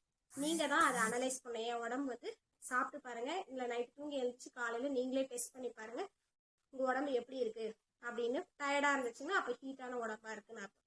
ஸோ அந்த மாதிரி டயர்டா ஃபீல் பண்றீங்கன்னா கொஞ்சம் கோல்டும் இருக்குன்னு அர்த்தம். புரியுதுங்களா? அப்போ எது நம்ம உடம்பு வந்து கோல்டா சாப்பிட்டு பாருங்க, ஹாட்டா சாப்பிட்டு பாருங்க எப்படி கரெக்டா இருக்கான்னு செட் ஆகுதான்னு. அப்ப என்னன்னா ஹாட்டா ஒரு மூலிகை டீ எடுத்துக்கலாம். சரிங்களா? மூலிகை டீ காலையில ஆவாரப்பூ டீ இருக்கு, கொய்யா டீ இருக்கு, சீத்தா இலைகளுடைய டீ. ஸோ இந்த மாதிரி எடுத்துக்கலாம். இப்பெல்லாம் நேச்சுரலா நமக்கு ஹெர்பல் டீ பவுடரே கிடைக்குது, அதையும் வாங்கிக்கலாம். அப்படியும் இல்லையா சீரக வாட்டர் எடுத்துக்கலாம், இல்ல என்ன பண்ணலாம் மல்லி வாட்டர் எடுத்துக்கலாம். ஸோ இந்த மாதிரி வார்ம் வாட்டரை காலையில வந்துட்டு எழுந்திரிச்சுன்னே குடிக்கும் பொழுது நமக்கு வந்து ஒரு புத்துணர்ச்சி கிடைக்கும். அப்போ ஒரு வேளை ஒருத்தவங்களுக்கு சூடு உடம்பா இருக்கு, எனக்கு ஹீட்டா குளிக்க முடியல அப்படின்னு ஃபீல் பண்றவங்க ஜூசஸ் எடுத்துக்கலாம். நல்லா வந்துட்டு காய்கறி ஜூஸ் எடுத்துக்கலாம், பழங்கள் ஜூஸ் மாதுளை ஜூஸ் குடிக்கலாம் காலையில எழுந்திரிச்ச உடனே. தேங்காய் பால் எடுத்துக்கலாம். ஸோ தேங்காய் உணவா எடுத்துக்கலாம். காலையில ஜூஸ் இந்த மாதிரி லிக்விடா குடிக்கணும் அப்படின்றவங்க தேங்காய் பாலா எடுத்துக்கலாம். அதுக்கப்புறம் வெண்பூசணி சாறு எடுத்துக்கலாம். ரொம்ப நல்லதுங்க. இதெல்லாம் ரொம்ப வந்து உடல்ல வந்து குளிர்ச்சியா வச்சிருக்கணும் அப்படின்றவங்க இந்த மாதிரி காய்கறிகள் ஜூஸ், புடலங்காய் ஜூஸ் சாப்பிடலாம், கொத்தமல்லி ஜூஸ் சாப்பிடலாம், கறிவேப்பிலை ஜூஸ், நெல்லிக்காய் ஜூஸ், இந்த மாதிரி காலையில வந்துட்டு ஜூஸஸா எடுத்துக்கலாம். பீட்ரூட் ஜூஸ், கேரட் ஜூஸ், இதெல்லாம் வந்து நம்ம எடுத்துக்கலாம். தேங்காய் பாலோட கலந்து சாப்பிடும்போது ரொம்ப ஆரோக்கியமா இருக்கும். ட்ரை பண்ணி பாருங்க. ஸோ குளிர்ச்சி வேணுன்றவங்க ஜூஸஸ் எடுத்துக்கோங்க. ஹாட்டா வேணுன்றவங்க மூலிகை டீ, கருப்பட்டி டீ, இந்த மாதிரி சம்திங் குடிக்கலாம். மல்லி டீ இந்த மாதிரிலாம் எடுத்துக்கலாம். வரமல்லி போட்டு கூட டீ போட்டு கருப்பட்டி போட்டு குடிக்கலாம். சீரகம் வச்சு தண்ணி குடிக்கலாம். ஸோ இந்த மாதிரி நிறைய ட்ரிங்க்ஸ் இருக்குங்க, மூலிகை குடிநீர் அந்த மாதிரிலாம். ஸோ இது வந்து நீங்க எடுத்துக்கலாம். ஓகேங்களா? ஸோ நிறைய அல்சர் இந்த மாதிரி ப்ராப்ளம் இருக்கவங்க டீ காஃபி காலையில சாப்பிட்றது கட் பண்ணிடுங்க. இந்த மாதிரி வர கொத்தமல்லி லைட் வார்ம் கொதிக்க வச்சு ஆற விட்டு குடிக்கலாம். ஜூசஸ் எடுத்துக்கலாம். காலையில அவங்களுக்கு ஜூசஸ் எடுத்துக்கும் போது நல்ல குளிர்ச்சியாக, அதையும் எப்படி குடிக்கணும், சிப் பண்ணி கொஞ்சம் கொஞ்சமா உமிழ் நீரோட கலந்து ஜூசஸ் எல்லாம் குடிக்கணும். ஹாட் ட்ரிங்க்ஸா இருக்கட்டும், கோல்டு ட்ரிங்க்ஸா இருக்கணும், அவசரமா குடிக்காதீங்க. காலையில உட்காந்து ஒரு 15 நிமிஷம் 20 நிமிஷம் உட்காந்து அதை ஒரு 15 மினிட்ஸ் எடுத்துக்கோங்க. 10 to 15 minutes over. Okay. So அப்ப என்ன பண்ணலாம் அப்படின்னா, அந்த குடிநீரை கூட லிக்விடை கூட நல்லா அது சுவாச பையில எப்படி போகுது, அந்த டியூப்குள்ள போறது எல்லாம் வயிற்றுக்குள்ள போற வரைக்கும் உணர்ந்து குடிக்கணுங்க. அப்படி நீங்க உணர்ந்து குடிச்சீங்கன்னா அவ்வளோ அழகா இருக்கும். ஒரு ஃபீலிங் வந்து ஹாப்பினஸ், அதுவே ஒரு சந்தோஷம், அதுவே ஒரு தியானம். உட்காந்துக்கணும் தனித்தனியா, எல்லாரும் தனித்தனியா வீட்டுல உட்காந்துட்டு நீங்க குடிக்கலாம். அப்படி இல்லை நீங்க செல்ஃப் கேர் 2 பேர் தான் இருக்கீங்க அப்படின்னா ஆளுக்கு ஒரு பக்கம் உட்காந்து ஜாலியா வந்து என்ன பண்ணலாம், ஒரு ட்ரிங்க்ஸ் நாம எடுக்கும்போது நல்லா ஃபீல் பண்ணி உணர்ச்சி ரீதியாக நம்ம வந்துட்டு சந்தோஷமா மகிழ்ச்சியான முறையில அதை சிப் பண்ணி டேஸ்ட் பண்ணி குடிக்கலாம். சரிங்களா? அது எப்படி வயிற்றுக்குள்ள போகுது அப்படின்ற அந்த உணர்ச்சியை வந்து உணர்ந்து குடிச்சு பாருங்க. ரொம்ப அருமையா இருக்குங்க. காலையிலே ரொம்ப ஃப்ரெஷ்ஷா ஃபீல் பண்ணுவீங்க. சரிங்களா? ஸோ இது ஒரு மெத்தட், இந்த ஒரு மெத்தட் சாப்பிட்ற முறையில. அப்புறம் நம்ம என்ன எடுத்துக்கலாம், காலை உணவு என்ன எடுத்துக்கலாம், அது ரொம்ப முக்கியங்க. எல்லாருமே சொல்லிட்டு இருக்காங்க இப்ப இயற்கை ஆர்வலர்கள் எல்லாமே, காலை உணவு கண்டிப்பா சமைத்த உணவை விட சமைக்காத உணவுகள் நம்ம சாப்பிடும் போது நம்ம உடல் வந்து நல்ல சத்துக்கள் வந்து கிடைக்குது.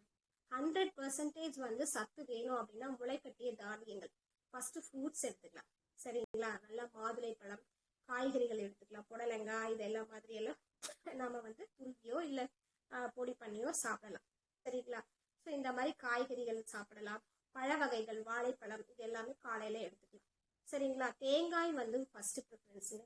ஃபர்ஸ்ட் நீங்க தேங்காய் உணவை ப்ரிஃபர். காலையில வயிற்றுக்குள்ள அந்த தேங்காய் போகும்போது நமக்கு தெரியாத இருக்கக்கூடிய அந்த நோய் குறைபாடுகள், நோயின்னு சொல்லக்கூடாது, குறைபாடுன்னு நான் சொல்லிக்கிறேன், அது பாசிட்டிவா சொல்லிக்கலாம். நம்ம உடம்புக்குள்ள எந்த குறைபாடு இருந்தாலும் சரிங்க, தேங்காவை சாப்பிடுங்க. 100% வந்து அது கியூர் ஆகுங்க. ஸோ இயற்கையோடு நம்ம 100% வாழ்றோம் அப்படின்னா ஃபர்ஸ்ட் உணவு வந்து தேங்காய் தான். ஓகேங்களா? ஏன்னா தேங்காய் தான் பஞ்சபூதத்தினால ஃபர்ஸ்ட் வந்து சமைத்த பஞ்சபூதத்தினால நம்ம என்ன பண்றோம், நிறைந்த உணவு அப்படின்னா தேங்காய், வாழைப்பழம். ஸோ அதனாலதான் நம்ம கோயில்ல வச்சு படைச்சு நம்ம அந்த காலத்துல என்ன பண்ணாங்கன்னா தேங்காய் வாழைப்பழம் தான் ஃபர்ஸ்ட் சாப்பிடணும் அப்படின்னு கோயிலுக்கெல்லாம் எடுத்துட்டு போய் படைச்சு நம்ம அதையே சாப்பிட்டு வரணும். பட் இப்ப நாம என்ன பண்றோம், கோயிலுக்கே போறதுல தேங்காய் பழம் உணவையும் மறந்துட்டோம். ஸோ நம்ம காலை உணவு ஒரு 4-5 பீஸ் ஒரு கட் பண்ணி போட்டுக்கோங்க. 1/4 தேங்காய் கட் பண்ணி போட்டு அது கூட நாட்டு சர்க்கரை வச்சு தொட்டு சாப்பிட்டு பாருங்க. அவ்வளோ அருமையா இருக்கும். ஃபீல் பண்ணி சாப்பிடுங்க. வயிறு ரொம்ப குளிர்ச்சியாக ரொம்ப நல்லா இருக்கும். ரொம்ப என்ன சொல்றீங்க, நல்ல ஒரு உங்களுக்கு எந்த குறைபாடுமே இருக்காதுங்க. டெய்லியும் தேங்காவையும் ஸ்வீட்டுக்கு வந்து பேரிச்சம்பழம் எடுத்துக்கலாம். ஃபர்ஸ்ட் ப்ரிஃபரன்ஸ் நல்ல பேரிச்சம்பழங்களா தேர்ந்தெடுத்து நல்லா நீங்க அது கூட தொட்டு சாப்பிடலாம். வெறும் தேங்காவை சாப்பிடக்கூடாதுங்க, அது வந்து தொண்டையில ஏதாவது மாட்டிக்கும். அப்ப என்ன பண்ணலாம் அப்படின்னா நல்லா பேரிச்சம்பழத்தை எடுத்து கடிச்சு அது ஒரு கடி இது ஒரு கடி நல்லா மென்று சாப்பிடலாம். பிளஸ் அது ஒருவேளை பேரிச்சம்பழம் இல்லைன்னா நாட்டு சர்க்கரை போட்டு சாப்பிடலாம். அப்புறம் வாழைப்பழம், அது கூட என்ன பண்ணலாம், ஒரு வாழைப்பழம், நல்ல வாழைப்பழமா செவ்வாழையோ இல்லை என்ன கிடைக்குது உங்களுக்கு காலையில ஒரு வாழைப்பழம் சாப்பிட்டீங்கன்னா ஃபுல் ஆயிடும். ஸோ இந்த மாதிரி காலை உணவை நம்ம எடுத்துட்டு வரலாம். அப்படி இல்லை தேங்காய் பழம் ஒரு நாளைக்கு நம்ம கட் பண்ணிட்டு ஃப்ரூட்ஸ் எடுத்துக்கலாம். மாதுளை பழம் எடுத்துக்கலாம், ஆப்பிள் எடுத்துக்கலாம். ஸோ இந்த மாதிரியான பழ வகைகள், கொய்யா ஒரு நாளைக்கு. ஸோ இந்த மாதிரி மாற்றி மாற்றி நம்ம உணவு முறையில சாப்பிடலாம். காய்கறிகள் இருக்கு அப்படின்னா கேரட் எடுத்துக்கலாம். பச்சையா நம்மளால என்னென்ன சாப்பிட முடியும், ஃபர்ஸ்ட் ப்ரிஃபரன்ஸ் கேரட் எடுத்துக்கலாம். கேரட் துருவி சாப்பிடலாம், பீஸ் பண்ணி போட்டு சாப்பிடலாம், நான் சிப்ஸ் மாதிரி போட்டு நீல நீல வாக்கில் கட் பண்ணி கடிச்சு சாப்பிடலாம். ஸோ இந்த மாதிரி வந்து நல்லா கடிச்சு டேஸ்ட் பண்ணி அதையும் என்ன பண்ணிடணும்னா எது சாப்பிட்டாலும் அவசர அவசரமா சாப்பிடக்கூடாது. எல்லாத்தையும் 1/2 மணி நேரம் அரைச்சி மென்னு முழுங்கணும். சரிங்களா? உமிழ் நீரோட கலந்து அது டியூப் வழியா பாஸ் ஆகுதான்னு உணர்ந்து முழுங்கணும். இதுதான் உணவு முறை. இதை ஃபாலோ பண்ணுங்க. எது சாப்பிட்டாலும் அரைச்சி மென்னு உமிழ் நீரோட கலந்து முழுங்க. அது வந்து நமக்கு என்ன பண்ணும், நம்மளுடைய உடல் குறைபாடுகளை அனைத்தையும் சரி பண்ணும். குறைபாடு இருக்கும் இல்லையோ இந்த முறையில உணவை சாப்பிட்டு பாருங்க. ஓகேங்களா? ஸோ இருக்கிறவங்களுக்கு நல்லா இருக்கும், இல்லை குறைபாடு இருக்கிறவங்களுக்கு அதை விட இன்னும் சரியாகி நல்லா இருப்பீங்க. ஸோ இந்த மாதிரி சாப்பிட்டு பாருங்க. மதிய உணவு நீங்கள் சமைக்கிறதே எடுத்துக்கலாம் இப்போதைக்கு. ஏன்னா நேச்சுரலாக வந்துட்டு ரைஸ் கம்மியாக எடுத்துக்கிட்டு காய்கறிகள் ஒரு 2-3 காய்கறி இருக்கும். டெய்லி ஒரு கீரை கூட்டு வச்சுக்கோங்க. டெய்லி கீரை சாப்பிடுங்க. ஏன்னா இப்போ நமக்கு அயன் கண்டென்ட் இருக்கிறதே கிடையாது. நிறைய பேருக்கு அயன் டெஃபிஷியன்சி வருது. எதுலையுமே நம்ம வந்து அயனே கிடைக்கிறது இல்லை. அப்போ என்ன பண்ணலாம் அப்படின்னா பருப்போடு கீரை சேர்த்து எடுத்துக்கோங்க. ஒரு புரோட்டீன் வேணும், அயன் வேணும். பருப்போட கீரையை நம்ம சாப்பிடும் பொழுது கீரையை தனியாகவும் சாப்பிடக்கூடாதுங்க.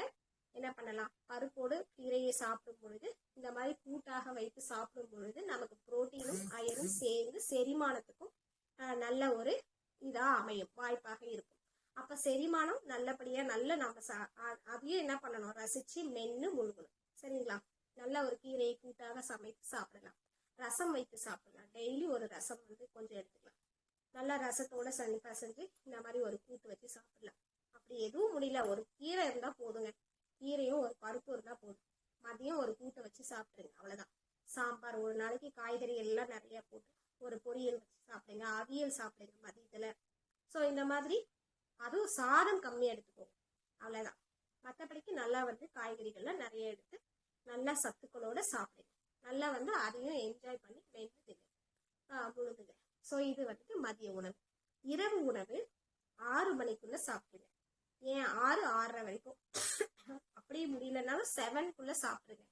இரவு உணவு சாப்பிடாம இருக்கிறது நல்லது. அப்படி சாப்பிட்டாலும் நம்ம என்ன பண்ணலாம், நிறைய பேர் நம்ம வந்து இன்டர்மீடியட் ஃபாஸ்டிங் சொல்லுவாங்க இல்லையா, நைட் எல்லாம் வயிறு காலியா விட்டுருங்க. அப்பதான் நம்ம விடிய காலையில சீக்கிரம் எந்திரிக்க முடியும். நம்ம தூங்கும் போது நல்லா வந்து உறக்கம் கிடைக்கணும் அப்படின்னா நைட் உணவு ஃபுல்லா சாப்பிட்டு படுக்க கூடாதுங்க. டீப்பா நல்லா சாப்பிட்டு படுத்தீங்கன்னா நல்ல தூக்கம் வராது, உடலுக்கு கேடு, மலச்சிக்கல் பிரச்சனை வரும், உடல் சூடு வந்து அதிகமாயிடும். ஸோ நிறைய பிரச்சனைகள் வரும். கண் பிரச்சனைகள் வரும். முழிச்சிருந்தீங்கன்னா மண்ணீரல் பிரச்சனை வரும். பிரச்சனை சொல்லக்கூடாது, குறைபாடு வரும். புரியுதுங்களா? ஸோ இந்த குறைபாடுகள்லாம் நம்ம உடம்புல, மண்ணீரல் வந்து நைட்ல வந்துட்டு என்ன ஆகும்னா நம்ம உறுப்புகள்லாம் வேலை செய்து நிம்மதியாக அந்த உறுப்புகள் வந்து ஸ்டாப் பண்ணி வைக்கணும். இப்ப நம்ம சாப்பிட்டதை செரிக்கவே தூங்கும்போது சாப்பிட்டதை வந்து நல்லா ஃபுல்லா சாப்பிட்டுட்டு ஃபுல்லா படுத்தீங்கன்னா நம்ம உடம்புல வந்து ஆக்சிஜனே இருக்காது, நம்ம உயிர் வெளியவே போகாது. தூங்கும்போது உயிர் வெளியே போயிட்டு வரும்னு சொல்லுவாங்க. புரியுதுங்களா? அப்ப என்ன ஆகும், உயிர் வெளியே போகாத அளவுக்கு மூக்கு முட்டை சாப்பிட்டோம் அப்படின்னா என்ன ஆகும்னா போகாது. அதனால என்ன ஆகும், நம்மளுடைய குறைபாடுகள் உடல்ல நிறைய காட்டுங்க. மலச்சிக்கல் பிரச்சனை, ஹீட் ப்ராப்ளம்ஸ், நிறைய பைல்ஸ் ப்ராப்ளம், அப்புறமா நைட்ல வந்துட்டு தூங்காம இருக்கிறதுனால நிறைய பிரச்சனைகள் வரும். ஸோ கண்டிப்பா அட்லீஸ்ட் 11 to 3 வந்து நல்லா தூங்கிருக்கணும். சரிங்களா? நல்லா 11 to 3 வரைக்கும் அந்த உறுப்புகள் வந்து ரெஸ்ட் எடுக்கும். இன்னைக்கெல்லாம் உறுப்புகள் சாப்பிட்டு என்ன ஆகுதுன்னா அதனுடைய வேலைகளை செய்து அதுக்கு இப்ப நமக்கு ரெஸ்ட் தேவை இல்லைங்களா? எல்லாத்துக்குமே ஒரு மெஷின் கூட என்ன ஆகும், அதிகம் ஓட்டிக்கிட்டே இருந்தீங்கன்னா சூடாயிடும். அந்த மாதிரி தாங்க நம்ம உடலும். Body is also a machine. ஓகேங்களா? அப்ப அந்த மெஷினை வந்து நம்ம என்ன பண்ணணும், நம்ம வந்து கண்ட்ரோலா வச்சுக்கணும். அப்ப என்ன ஆகணும்னா அந்த உறுப்புகள் செயல்பாட்டை நிறுத்தி அந்த நேரத்துல ஓய்வு கொடுக்கணும். ஸோ அப்போ 11 to 3 யாரும் தூங்காம இருக்காதீங்க. குழந்தைகளா இருந்தா சீக்கிரம் தூங்க வச்சிருங்க. 10 மணிக்கு ஸ்டார்ட் பண்ணாதான் 1 மணி நேரத்துக்கு முன்னாடியே படுத்துருங்க. ஓகேங்களா? 10 மணிக்கு படுத்தாதான் நம்ம 11 மணிக்கு தூக்கம் வரும் இல்லைங்களா? நல்ல டீப் ஸ்லீப்புக்கு போக முடியும். அப்போ 11 to 3 வந்து டீப் ஸ்லீப்ல இருக்கணும். சரி, ஓகேங்க. ஸோ இதுதான் நைட்டுக்கான ப்ரொசீஜர். கண்டிப்பா இதை நீங்க ஃபாலோ பண்ணீங்கன்னா இந்த இயற்கை வாழ்வியல் முறையில நல்லபடியா நம்ம ஆரோக்கியமாக வாழலாங்க. சரி, ஏன் 6 மணிக்குள்ள சாப்பிடணும் அப்படின்னு எடுத்துக்கிட்டா, சூரியன் தாங்க நமக்கு ரொம்ப இம்பார்ட்டன்ட். சூரியன் வந்து செரிமானத்துக்கு நமக்கு நிறைய ஹெல்ப் பண்ணுவார். நெருப்பு சக்தியானது உடல் சூடு இருந்தாலும் செரிமானத்தை வந்து நல்லா பயன்படுத்தும் இல்லைங்களா? அப்ப சூரியன் தான் நமக்கு சூடை கொடுக்கக்கூடியது. அவர் இல்லைன்னா நமக்கு செரிமானம் ஏற்படாதுங்க. உணவு கழிவா தேங்கிடுங்க, அப்படியே இருந்துடும், ஜீரணமாகாது, நிறைய குறைபாடுகள் வந்து வர ஆரம்பிச்சிடும். செரிக்காம உணவு போய் தங்க ஆரம்பிச்சிடும். அங்க போய் என்ன ஆகுதுன்னா ஸ்டோர் ஆக ஆரம்பிச்சிடும். அதனால என்ன ஆகும்னா ஏதோ ஒரு எங்க போய் ஸ்டோர் ஆகுதோ அங்க ஒரு குறைபாடு நமக்கு ஏற்படும். இதனாலதான் இரவு உணவை சீக்கிரம் சாப்பிடுன்னு சொன்னாங்க. நம்ம பாரம்பரியமா 6 மணிக்குள்ள சாப்பிட்டு 8 மணிக்கு தூங்குறதாங்க நம்ம வழக்கம். பட் நாம வந்து இப்போ வந்து சயின்ஸ் அண்ட் டெக்னாலஜி டெவலப்மெண்ட்னால நம்ம என்ன பண்றோம், நைட் எல்லாம் போன்லயும் கம்ப்யூட்டர்லயும் இந்த மாதிரி யூஸ் பண்றோம். கண்டிப்பா அதை அவாய்ட் பண்ணுங்க. மோஸ்ட்லி வந்து எவ்வளவு பணம் கொடுத்தாலும் நைட்ல வேலையே செய்யாதீங்க. உடலுக்கு ரொம்ப கேடுங்க, பார்த்துக்கோங்க. இதுதான் நம்மளுடைய பாடி சிஸ்டம்ங்க, அனாட்டமிக் சிஸ்டம்னு சொல்லுவோம் இல்லைங்களா. அந்த அனாட்டமிக்கு பாடி அனாட்டமி தெரியாம, உடலியலை பத்தி தெரியாம நீங்க பொருளியல மட்டும்தான் ஈடுபாடோட இருக்கீங்க. சரிங்களா, பொருளும் நமக்கு தேவைதான், நான் இல்லைன்னு சொல்லல. ஸோ அப்போ என்ன ஆகும்னா, தேவையான அளவுக்கு பொருள் செய்யணும். அதுக்கு 6 மணிக்கு 5 மணிக்கு 4 மணிக்கு என்ன வேலை செய்யணுமோ அதை செஞ்சு பொருள் ஈட்டுங்க போதும். நீங்க நைட்டெல்லாம் வேலை செஞ்சு பொருள் ஈட்டவே ஈட்டாதீங்க. நீங்க செய்ய போயினா இது நிறைய டெவலப்மெண்ட்டுக்கு போயிடுச்சு. அப்ப என்ன ஆகுதுன்னா, நிறைய ஹாஸ்பிட்டல்ஸ் உருவாயிடுச்சு. நிறைய குறைபாடுகள் நைட்ல தூங்காம தாங்க வந்திருக்கு. மலச்சிக்கல் பிரச்சனை, கிட்னி ஃபெயிலியர், ஹார்ட் ப்ராப்ளம்ஸ். தூங்காதனால ஹார்ட் அட்டாக் வரும். ஏன்னா சாப்பிட்டு தூங்கிட்டே இருந்தீங்கன்னா எப்படிங்க எல்லாம் உடல் வந்து ரெஸ்ட் இல்லாம உடலுக்கும் ரெஸ்ட் வேணும். அப்போ உடலுக்கும் ரெஸ்ட் இல்லாம பண்ணிட்டே இருக்க குறைபாடுகள் அதிகமாகும். இதனாலதான் நம்ம என்ன சொல்லியிருக்காங்க, நோய்க்கு காரணம் என்ன சொல்லியிருக்காங்க நம்ம சித்தர்கள் எல்லாம், கழிவு தேக்கமே. அப்ப என்ன ஆயிடும், கண்ட நேரத்துல சாப்பிட்றத நமக்கு கழிவா தேங்கிடும். அது உறுப்புகளுக்கு தேவையான நேரம் இருக்கு, அந்த நேரம் செயல்பாடு குறைந்துவிடும். புரியுதுங்களா. அந்தந்த நேரத்துல சாப்பிடும் பொழுதும் அந்தந்த உறுப்புகளுக்கு வேலை கொடுக்கும் போதும் தான் நம்ம அதுக்கு அந்த உறுப்புகளை எப்ப ரெஸ்ட் எடுக்க விடணும் அப்ப ரெஸ்ட் எடுக்க விடணும். இந்த உடலை எல்லாம் இப்படி அனாட்டமி ஃபுல்லா கவனிச்சுட்டே வந்தீங்கன்னா மட்டும்தானுங்க நீங்க ஆரோக்கியமா வாழ முடியும், நோய் நொடி இல்லாம வாழ்க்கையை வாழ முடியும். அப்புறம் இயற்கையோட ஒன்றி வாழ்தல் அப்படின்றது இதுதானே. இதுல ஏதாவது ஒரு குறைபாடு ஏற்பட்டுச்சுன்னா, இந்த பஞ்சபூதத்துல ஏதாவது ஒரு குறைபாடு, உணவு நம்ம சரியா சாப்பிடலன்னா என்ன குறையானது, மண் வந்து நமக்கு நிலம் வந்து குறைபாடு ஏற்படுது. அதனால பிரச்சனை, மண்ணீரல் பிரச்சனைகள் ஏற்படுது, குறைபாடு ஏற்படுது. நீர் ஒழுங்கா உடம்புல நமக்கு கொடுக்கல அப்படின்னா பாருங்க, பிரபஞ்சத்துக்கும் நமக்கும் எப்படி ஒரு கனெக்டிவிட்டி இருக்கு, இயற்கைக்கும் நமக்கும் எப்படி ஒரு கனெக்டிவிட்டி இருக்குன்னு பாருங்க. நிலம் வந்து குறைஞ்சு போச்சுன்னா உடல்ல மண்ணீரல் குறைபாடு ஏற்படும், வயிறு சம்பந்தமான பிரச்சனைகள் வரும். சரிங்களா. அப்ப என்ன ஆகும், குறைபாடு ஏற்படும். இருதய பிரச்சனை வருது அப்படின்னா, ஒருத்தருக்கு இருதய குறைபாடு வருது அப்படின்னா என்ன காரணம், சூடு வந்து சரியில்லைன்னு. அப்போ நமக்கு நல்ல முறையில சூரிய வெளிச்சம் இல்லை. அப்போ சூரியனுக்கு போகும், நல்லா வந்து சூரியன் வெளிச்சத்தை போய் வாங்கணும். மதிய நேரத்துல உச்சி வெயில போய் நில்லுங்க. வெளியில காலையில போயிட்டு சூரியனை வந்து பாருங்க வெறும் கண்ணால. நல்ல எனர்ஜி உடம்பு ஃபுல்லா அந்த சூரிய ஆற்றலை வந்து எடுத்துக்கோங்க. இதெல்லாம் வந்துட்டு பண்ணும்போது நமக்கு நெருப்பு குறைபாடு ஏற்படாதுங்க. இயற்கையோட நம்ம கனெக்ட் ஆயிருக்கும். அதனாலதான் அந்த காலத்துலயே சூரிய நமஸ்காரம் அப்படின்றத கொண்டு வந்தாங்க. சூரியனோட ஆற்றல் நமக்கு கிடைக்கும் போது நமக்கு நெருப்பினுடைய உடம்புல ஃபுல்ல எனர்ஜி கிடைக்கும், ஆற்றல் கிடைச்சிடும். மண்ணினுடைய எனர்ஜினா உணவு சரியான முறையில சாப்பிடணும். உணவு சரியான முறையில சாப்பிடணும். அப்ப நமக்கு என்னது, மண் சக்தி நிலசக்தி கிடைச்சிடும். அடுத்தது நீர். நாம் சொல்லிட்டோம் ஆல்ரெடி, வாட்டரை வந்து எனர்ஜைஸ்டு பண்ணி குடிக்கும் போதும் குளிக்கும் போதும் இதெல்லாம் நம்ம பண்ணும்போது நம்ம உடல்ல நீர் ஆற்றல் வந்து ரொம்ப இம்பார்ட்டன்ட்டுங்க. ஸோ நீருக்கு வந்து இம்பார்ட்டன்ஸ் கொடுங்க. நல்லா தண்ணி குடிங்க. ஒரு நாளைக்கு 3 லிட்டருக்கு மேல கூட குடிங்க. உங்களுக்கு எவ்வளவு எல்லாம் தண்ணி தாங்குதோ நல்ல தண்ணி குடிச்சுக்கிட்டே இருங்க. ஆனா உணவுக்கு முன்னாடி 1/2 மணி நேரத்துக்கு முன்னாடி தண்ணி குடிக்காதீங்க. சாப்பிட்டு உணவுக்கு பின்னாடி 1/2 மணி நேரத்துக்கு முன்னாடி தண்ணி குடிக்க கூடாதுங்க. செரிமானம் பிரச்சனைகள் ஏற்படுங்க. அந்த உணவும் தண்ணியும் கலந்து என்ன ஆகும்னா கொஞ்சம் செரிமானம் லேட் ஆகும். செரிமானம் லேட் ஆகும். அதனால உணவுக்கு முன்னும் பின்னும் 1/2 மணி நேரத்துக்கு நாம வந்து தண்ணி குடுக்க கூடாது. அதுக்கு பாருங்க என்ன பண்ணலாம்னா, தண்ணீரை நிறைய குடிச்சுட்டே வரலாம். 6 மணிக்கு மேல தண்ணி குடிக்கிறது, அதிகமா குடிக்கிறது ஸ்டாப் பண்ணிடுங்க. நைட்ல வார்ம் வாட்டர் மட்டும் கொஞ்சமா எடுத்துக்கோங்க. லைட்டா வார்மா குடிக்க ஆரம்பிச்சீங்கன்னா காலையில மலச்சிக்கல் இல்லாம நமக்கு வந்து செரிமானம் நல்லா ஏற்படுங்க. ஸோ இதுதான் வந்து நம்மளுடைய உணவு முறை. நீர், காற்றுடைய சக்தி நம்ம எப்படி எடுக்க முடியும், இயற்கையில எல்லாமே இயற்கையிலே இருக்குங்க. நாம தான் இது எல்லா குறைபாட்டுக்கும் போய் என்ன பண்றோம், மருந்து மாத்திரை ஹாஸ்பிட்டல்ல போய் கிடக்கணும். எல்லாமே பாருங்க எவ்வளவு அழகா சொல்லியிருக்காங்க. இயற்கையோடு இப்படி நாம பஞ்சபூதத்தை எப்படி வாங்கிட்டோம்னாவே இந்த எந்த ஒரு குறைபாடும் இல்லாம எப்படி ஆரோக்கியமா வாழலாம் பாத்தீங்களா. நம்ம முன்னோர்கள் எல்லாம் அழகா சொல்லிட்டு போயிருக்காங்க. நாம இதை தெரிஞ்சுக்கிட்டு இந்த இயற்கை வாழ்வியல் முறையில எல்லாரும் கடைபிடிச்சு எல்லா மனமும் சந்தோஷமாகும். நீங்க உடல் சந்தோஷம்னாவே மனம் வந்து சுத்தியாகும். உடல் சுத்தியாச்சுனாவே மனம் நல்லா இருக்கும். எந்த ஸ்ட்ரெஸ் ஃப்ரீயும் இல்லாம மகிழ்ச்சியா இருக்கும். ஓகேங்களா. ஏதாவது குறைபாடு இருக்கவங்க தான் மனசுக்கு வந்து ஸ்ட்ரெஸ் ஆகிறது, மனசு வந்து சரியில்லாம போறது காரணம் உடலும் இருக்குங்க. அதனால உடலும் ஆன்மாவும் மனமும் இது எல்லாம் இதாகும்னா ஃபர்ஸ்ட் உடலை கவனிங்க, இயற்கையோட வாழ பழகுங்க. சரிங்களா? சரிங்க, அதுக்குள்ள வேற டாபிக் போயிட்டோம். நாம வருவோம். காற்று சக்தி எப்படி எடுக்கலாம்? கண்டிப்பா டெய்லி மெடிடேஷன் பண்ணுங்க. மெடிடேஷன் எப்படி அப்படின்னா, உட்காந்து மூச்சை கவனிங்க. காலையில உங்களுக்கு நேரம் இல்லைன்னா கூட பரவாயில்லைங்க, ஒரு 5 நிமிஷம் உட்காந்து மூச்சை கவனிங்க. மூச்சை வந்து எப்படி போகுது, ஜஸ்ட் எதுவுமே நீங்க எந்த ரொம்ப வாசி யோகம் அந்த பயிற்சி இந்த பயிற்சி எதுவுமே செய்ய தேவையில்லைங்க. Just simple technique. உட்காருங்க, கண்ணை மூடுங்க, மூச்சு எந்த நாசி வழியா போகுது, லெஃப்டா ரைட்டா இல்ல 2 வழியாவும் போய் வருதா, அதை மட்டும் கவனிங்க. ஒரு 5 மினிட்ஸ் கவனிச்சு பாருங்க.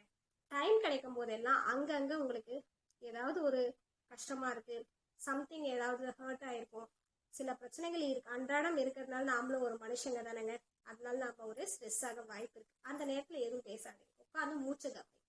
ஸோ இந்த மாதிரி மூச்சை கவனிச்சாலே இந்த காற்று பிரச்சனை, நுரையீரல் பிரச்சனை வராதுங்க. நுரையீரல்ல யாருக்கெல்லாம் குறைபாடு இருக்கோ அவங்களுக்கு காற்று குறைபாடுன்னு அர்த்தங்க. அப்ப என்ன பண்ணலாங்க, 3 to 5 அவங்க எழுந்துச்சு அந்த நுரையீரலுக்கான பயிற்சியை செய்யும் பொழுது அந்த குறைபாடு சரியாகும். சரிங்களா? அப்ப என்ன பண்ணலாம், இந்த மூச்சு பயிற்சியை அவங்க பண்ணிட்டு வரும்போது சுவாச பிரச்சனைகள் வராது, சளி பிரச்சனைகள் வராது, ரொம்ப நுரையீரல் வந்து ரொம்ப ஆரோக்கியமா இருக்கும். சரிங்களா? இதை நம்ம ட்ரை பண்ணலாங்களா? அப்புறம் ஆகாய சக்தி ஒண்ணுமே கிடையாது. ஆகாயத்தோட போய் என்ன கனெக்ட் ஆயிடும். போய் ஈவினிங்ல நிலாவை பாருங்க. நல்லா வந்துட்டு ஒரு 1/2 நைட்டு தூங்கும் போது நம்ம என்ன பண்ணலாம், ஒரு 1/2 மேல ஏதாவது மாடியிலயோ இல்ல கீழே இருந்தோ சரி, எப்படினாலும் சரி, அந்த ஆகாயத்தை கூட போய் பேசுங்க, கனெக்ட் ஆகுங்க. அந்த நேச்சரை ரசிங்க, அதுல இருக்கக்கூடிய நட்சத்திரங்களை ரசிங்க, அதுல இருக்கிற நிலாவை ரசிங்க, நிலாவில இருந்து எனர்ஜியை வாங்குங்க. ஸோ அப்ப அந்த ஆகாய சக்தி நமக்கு இது மூலமாவே கிடைச்சிடும். அப்ப ஆகாயத்தை கூட அந்த பிரபஞ்சத்தை கூட கனெக்ட் ஆகுங்க. இததான் இறை வழிபாடும் நமக்கு சொல்லியிருக்குங்க. பஞ்சபூதங்கள் அப்படின்னு சொல்லக்கூடிய பஞ்சலிங்கங்கள் அந்த மாதிரி சொல்லுவாங்க. இது எல்லாமே பாத்தீங்கன்னா இந்த பஞ்ச அங்கங்கள் அப்படின்னு நம்ம உடம்புல சொல்லக்கூடியது எல்லாமே பாத்தீங்கன்னா எது அப்படின்னா, யோகால நம்ம பஞ்ச கோஷங்கள் அப்படின்னு சொல்றோம். எல்லாமே நம்ம உடம்புல தாங்க இருக்கு. உடம்புல அது அண்டத்தில் உள்ளது, பிண்டத்தில் உள்ளது. ஸோ அப்ப எல்லாமே இயற்கையிலே இருக்குங்க. இயற்கையோட நாம் சேர்ந்து நம்ம உடலையும் என்ன பண்ணலாம், சரிசமமா ஈக்குவலா ஆரோக்கியமா வச்சுக்கலாம். இயற்கையோட எல்லாரும் நம்ம இருக்கும் பொழுது இந்த மாதிரியான விஷயங்களை நம்ம செய்யும் போது நம்ம ரொம்ப ஆரோக்கியமாக வாழலாங்க. இயற்கையோட வாழலாம்னு நான் சொல்லிட்டேன். ஸோ இன்றைய நிகழ்ச்சியை நம்ம வந்து நிறைவு செய்யலாம். இன்னும் நிறைய பேசிக்கிட்டே போகலாம். எனக்கு வந்து ரொம்ப நான் இன்னைக்கு வந்து இதை முடிச்சுக்கிறேன். இன்னொரு நாள் நிறைய விஷயங்கள் வந்து உங்களுக்கு இயற்கை வாழ்வியல சொல்லித்தரேங்க. பேசலாம். நாம நிறைய ஆர்வலர்கள் வந்து எனக்கு ரொம்ப பிடிச்ச இங்கிலீஷ் ரைட்டர்ஸ்ன்னு சொல்றாங்க. இங்கிலீஷ் ரைட்டர்ஸ் எடுத்துட்டோம் அப்படின்னா வேர்ட்ஸ்வர்த், நிறைய பேர் அப்படி வாழ்ந்து சந்தோஷமான மரணத்தையும் தழுவிருக்காங்க. நம்ம சித்தர்கள் ஃபர்ஸ்ட் தமிழ்நாட்டுல இயற்கையோட வாழ்ந்ததாங்க எல்லாருமே மரணம் அடைஞ்சாங்க. மரணம் எப்படி வந்ததுன்னே தெரியல. இந்த மாதிரி எல்லாம் அவங்க வாழ்ந்ததுனால்தான் மரணத்தை வந்து அவங்களால ஈஸியா எதிர்கொள்ள முடியுது, சந்தோஷமான ஒரு ஒண்ணா எதிர்கொள்ள முடிஞ்சது. சரிங்களா? இவங்க மட்டும் இல்லைங்க, நிறைய இங்கிலீஷ் ரைட்டர்ஸ் எல்லாமே நம்மள பின்பற்றி அவங்க எல்லாமே பண்ணிட்டு இருக்காங்க. பாத்தீங்கன்னா வேர்ட்ஸ்வர்த் நீங்க கேள்விப்பட்டீங்க. இங்கிலீஷ் ரைட்டர்ஸ்னா எனக்கு வேர்ட்ஸ்வர்த் வந்து நேச்சர் போயிட்டுன்னு சொல்லுவாங்க. அவர் நேச்சரை பத்தி அழகா சொல்லியிருப்பாங்க. நேச்சர் இஸ் எ கைடு அப்படின்னு சொல்றாரு. நர்ஸ், நேச்சர் தான் நர்ஸ் அவருக்கு, நேச்சர் தான் கைடாமா, நேச்சர் தான் டீச்சராமா. ஸோ நேச்சர் இஸ் எவ்ரிதிங் அப்படின்னு வில்லியம் வேர்ட்ஸ்வர்த் வந்து இந்த பழமொழியை கொண்டு நான் முடிச்சுக்கிறேன். ஸோ இந்த மாதிரி நேச்சரை பத்தி அவ்வளோ அழகா வந்துட்டு வில்லியம் வேர்ட்ஸ்வர்த் பேசியிருக்காங்க. நேச்சர் அப்படின்னு போயமே அவர் நிறைய எழுதியிருக்காங்க. அவருடைய நேச்சர் போயிட்டுன்றதுனால நிறைய இயற்கையோட அவர் எப்படி வாழ்ந்துருக்காரு பாருங்க. வாட்டர் ஃபால்ஸை வச்சு பேசியிருப்பாரு, அந்த லேண்ட்ஸ்கேப் வச்சு பேசியிருப்பாரு. ஸோ இந்த மாதிரியான இயற்கையோட அவரும் சேர்ந்து வாழ ஆரம்பிச்சுன்னா அவங்க மரணத்தை தழுவும் போது மகிழ்ச்சியோடு தழுவிட்டாங்க. இந்த மாதிரியான இதெல்லாம் இருக்குங்க. ஷேக்ஸ்பியர் எடுத்துக்கலாம், ஜான் கீட்ஸ் எடுத்துக்கலாம், அப்புறமா நம்ம ஊர்ல காளிதாசர், ராமாயணம் எழுதிய வால்மீகி, இவங்க எல்லாமே இயற்கையை தழுவிதாங்க இதெல்லாமே எழுதியிருக்காங்க. ஸோ எல்லாமே அந்த தத்துவங்கள் எல்லாம் உள்ள படிச்சு பாத்தீங்கன்னா ராமாயணம், மகாபாரதம் எல்லாமே இயற்கை தத்துவங்கள். பகவத்கீதையை எடுத்துக்கிட்டீங்கன்னாலும் இயற்கை தத்துவங்களை தான் நம்ம சொல்லி தருதுங்க. உடலை பத்தின ஞானமும் மனசை பத்தின ஞானமும் ஆத்மாவை பத்தின ஞானமும் நமக்கு கொடுக்கக்கூடியது இயற்கை மட்டும்தான். நிறைய ஜான் கீட்ஸ் எடுத்துக்கலாம், ஷெல்லி, பைரன், அப்படின்னு நிறைய பேர் பாட்டே பாடியிருக்காங்க. நீங்க எடுத்துக்கிட்டீங்கன்னா இப்ப ஷெல்லியும் பைரனும் கீட்ஸும் அப்படின்னு தான் பாட்டு பாடியிருக்காங்க. ஆர்வலர்கள், இயற்கை ஆர்வலர்கள்ல அழகான முறையில இயற்கையை வந்து எழுதியிருக்காங்க. மழையை பத்தி எழுதியிருக்காங்க. ஸோ நிறைய நிலங்களை பத்தி எழுதியிருக்காங்க. அப்புறம் அந்த பேர்ட்ஸ்னுடைய அந்த singing songs, so Nightingale song, so இந்த மாதிரிலாம் நிறைய பேர்ட்ஸை பற்றி எல்லாமே இயற்கை ஆர்வலர்கள் நிறைய பேசுறதுக்கு இருக்காங்க. டைம் இருந்தால் அவங்கள எல்லாம் நீங்கள் படிச்சு பாருங்க. நிறைய வந்து நேச்சரை ரசிங்க. நேச்சரோட ரசிச்சா மட்டும் பத்தாதுங்க, நேச்சரோட வாழ்ந்தும் பாருங்க. ரொம்ப ஆரோக்கியமாக வாழலாங்க. இன்னைக்கு இயற்கை வாழ்வியலை முடிச்சுக்கலாம். நன்றி, வணக்கம். பாலகிருஷ்ணன் ஐயா அவர்களுக்கு நான் நன்றியை தெரிவிச்சுக்கிறேன். இந்த வாய்ப்பை அளித்த அப்புறம் அனைத்து உள்ளங்களுக்கும் இவ்வளோ நேரம் என்னுடைய உரையை கேட்டு மகிழ்ந்த அனைத்து நல்லுள்ளங்களுக்கும் எனது மனமார்ந்த நன்றியை தெரிவித்துக் கொள்கிறேன். நன்றி ஐயா, வாழ்க வளமுடன். வணக்கம் அம்மா. மிக்க நன்றிம்மா. ரொம்ப ரொம்ப அழகா இருந்தது உங்க ஸ்பீச். ரொம்ப பொறுமையா தெளிவா விளக்கமா இருந்தது உங்களோட ஸ்பீச். காலையில எழுந்ததுல இருந்து நைட்டு தூங்குற வரைக்கும் சொல்லிட்டீங்க. எப்படி எத்தனை மணிக்கு எழுந்துக்கணும், என்னெல்லாம் பண்ணணும், இயற்கையோட வாழ்ந்த இந்த நாளை முடிக்கிறது வரைக்கும் ரொம்ப தெளிவா இருந்துச்சுங்கம்மா. ரொம்ப ரொம்ப அருமையா இருந்தது. நம்ம வந்து நீங்க சொன்னதுக்கு எதுக்குமே செலவே இல்லை. நம்ம உடம்ப கெடுத்துக்கிறதுக்கு தான் நம்ம செலவு பண்ணிக்கிறோம். கெமிக்கலா வாங்கி உடம்ப கெடுத்துக்கதான். ஆரோக்கியமா இருக்கிறதுக்கு வந்து செலவே தேவையில்லை. நீங்க சொன்ன மாதிரி இயற்கையோட கொஞ்சம் நம்ம இருக்க லைஃப் ஸ்டைல்ல கொஞ்சம் சின்ன சின்ன சேஞ்சஸ் பண்ணாலே இதெல்லாம் வந்து ஈஸியா நம்ம அச்சீவ் பண்ணலாம். நம்ம பணம் பசங்களை படிப்பு அப்படி இப்படின்னு ஓடிட்டே இருக்கிறதால நம்ம இதெல்லாம் லேசி ஒரு பக்கம் அவசரம் எல்லாமே அவசரம். நீங்க வந்து ரொம்ப அழகா சொன்னீங்க. எப்படி குளிக்கணும்ல இருந்து சாப்பிடணும் எல்லாம் உணர்ந்து உணர்ந்து பண்ணுங்க அப்படின்னு சொன்னீங்க. கான்சியஸா பண்ணுங்க, அப்பதான் அது உடம்புலயும் ஒட்டும், நோய் இல்லாம வாழலாம். ரொம்ப அருமையா இருந்ததுங்கம்மா. பஞ்சபூதம் தான் இயற்கை தான் பஞ்சபூதம். அது நம்ம நியூட்ரலா கரெக்டா வச்சுக்கிட்டோம்னா நம்ம நோய் இல்லாம மனசும் உடம்பும் ஆரோக்கியமா இருக்கும். ரொம்ப ரொம்ப அருமையா இருந்துச்சுங்கம்மா. மிக்க நன்றி. மத்தவங்க டவுட்ஸ் இருந்தா கேட்கலாம். மீனாட்சி அம்மா பேசலாமா? பேசுங்கம்மா. வணக்கம் சங்கீதா. வணக்கம்மா. ரொம்ப ரொம்ப நல்லா இருந்தது உங்களோட ஸ்பீச்.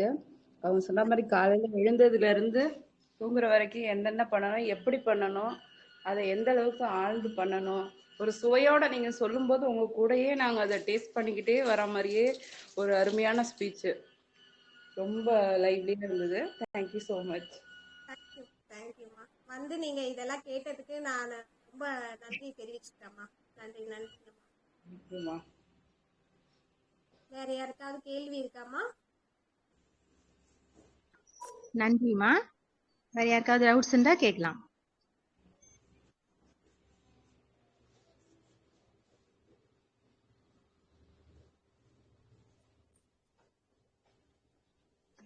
ஆசிலாமணி சார், மருதப்பன் சார், ராணி அம்மா, அருணாச்சலம் சார், மாசிலாமணி சார் பேசலாம். கேள்வி கேட்கறப்ப நீங்கள தெளிவா பதில் சொல்லியிருக்கீங்க. ரொம்ப நன்றி.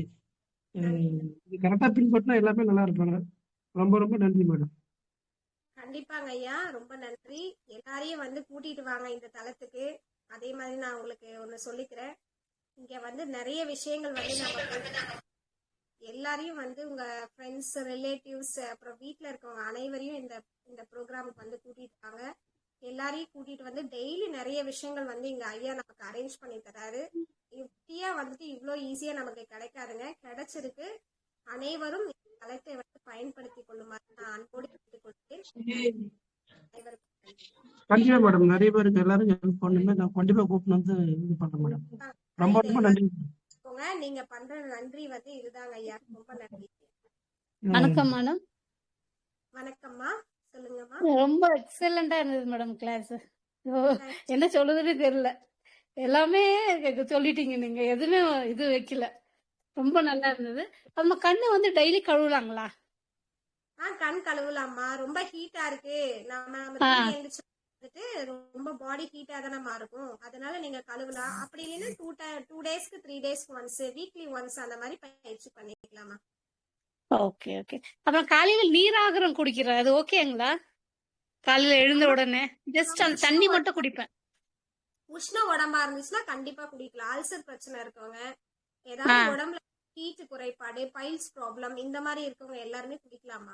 நல்லதுதான். ஓகே, எனக்கு கொஞ்சம் ஹீட் உடம்பு, அதனால அது குடிக்கலாமான்னு கேட்டேன். கண்டிப்பா குடிக்கலாமா, நல்லா குணமாகும்.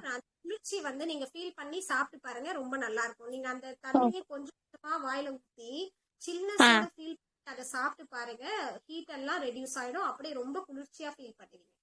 சாப்பிடறதே அதை ஃபீல் பண்ணி சாப்பிட்டு பாருங்க. சரிங்களா? ரொம்ப நன்றிமா. நன்றி நன்றி. உங்களுக்கு ஒத்துக்குதுன்னா எல்லாமே சாப்பிடலாமா. ஒரு 3 days சாப்பிட்டு பாருங்க. எது ஒத்துக்கிட்டாலும் உங்க உடம்புக்கு நல்லா இருக்கு அப்படின்னு ஃபீல் பண்ணீங்கன்னா நீங்க வந்துட்டு அது எது சாப்பிடலாம். நீராகாரமா இருக்கட்டும், உணவு எல்லாமே நமக்கு ஒத்துக்குது. ஒரு நாள் ட்ரை பண்ணி பாருங்க. இப்ப ஆமா, ஒரு 15 days நான் குடிச்சுன்னு இருக்கேன், எந்த பிரச்சனையும் இல்லை. ஸோ கண்டினியூ பண்ணலாங்களா அப்படின்னு. ஷோர்மா, உங்களுக்கு எந்த பிரச்சனையும் இல்லை, வந்து ட்ரை பண்ணிக்கலாம். அதே வந்து ட்ரை பண்ணிக்கலாம் டெய்லி.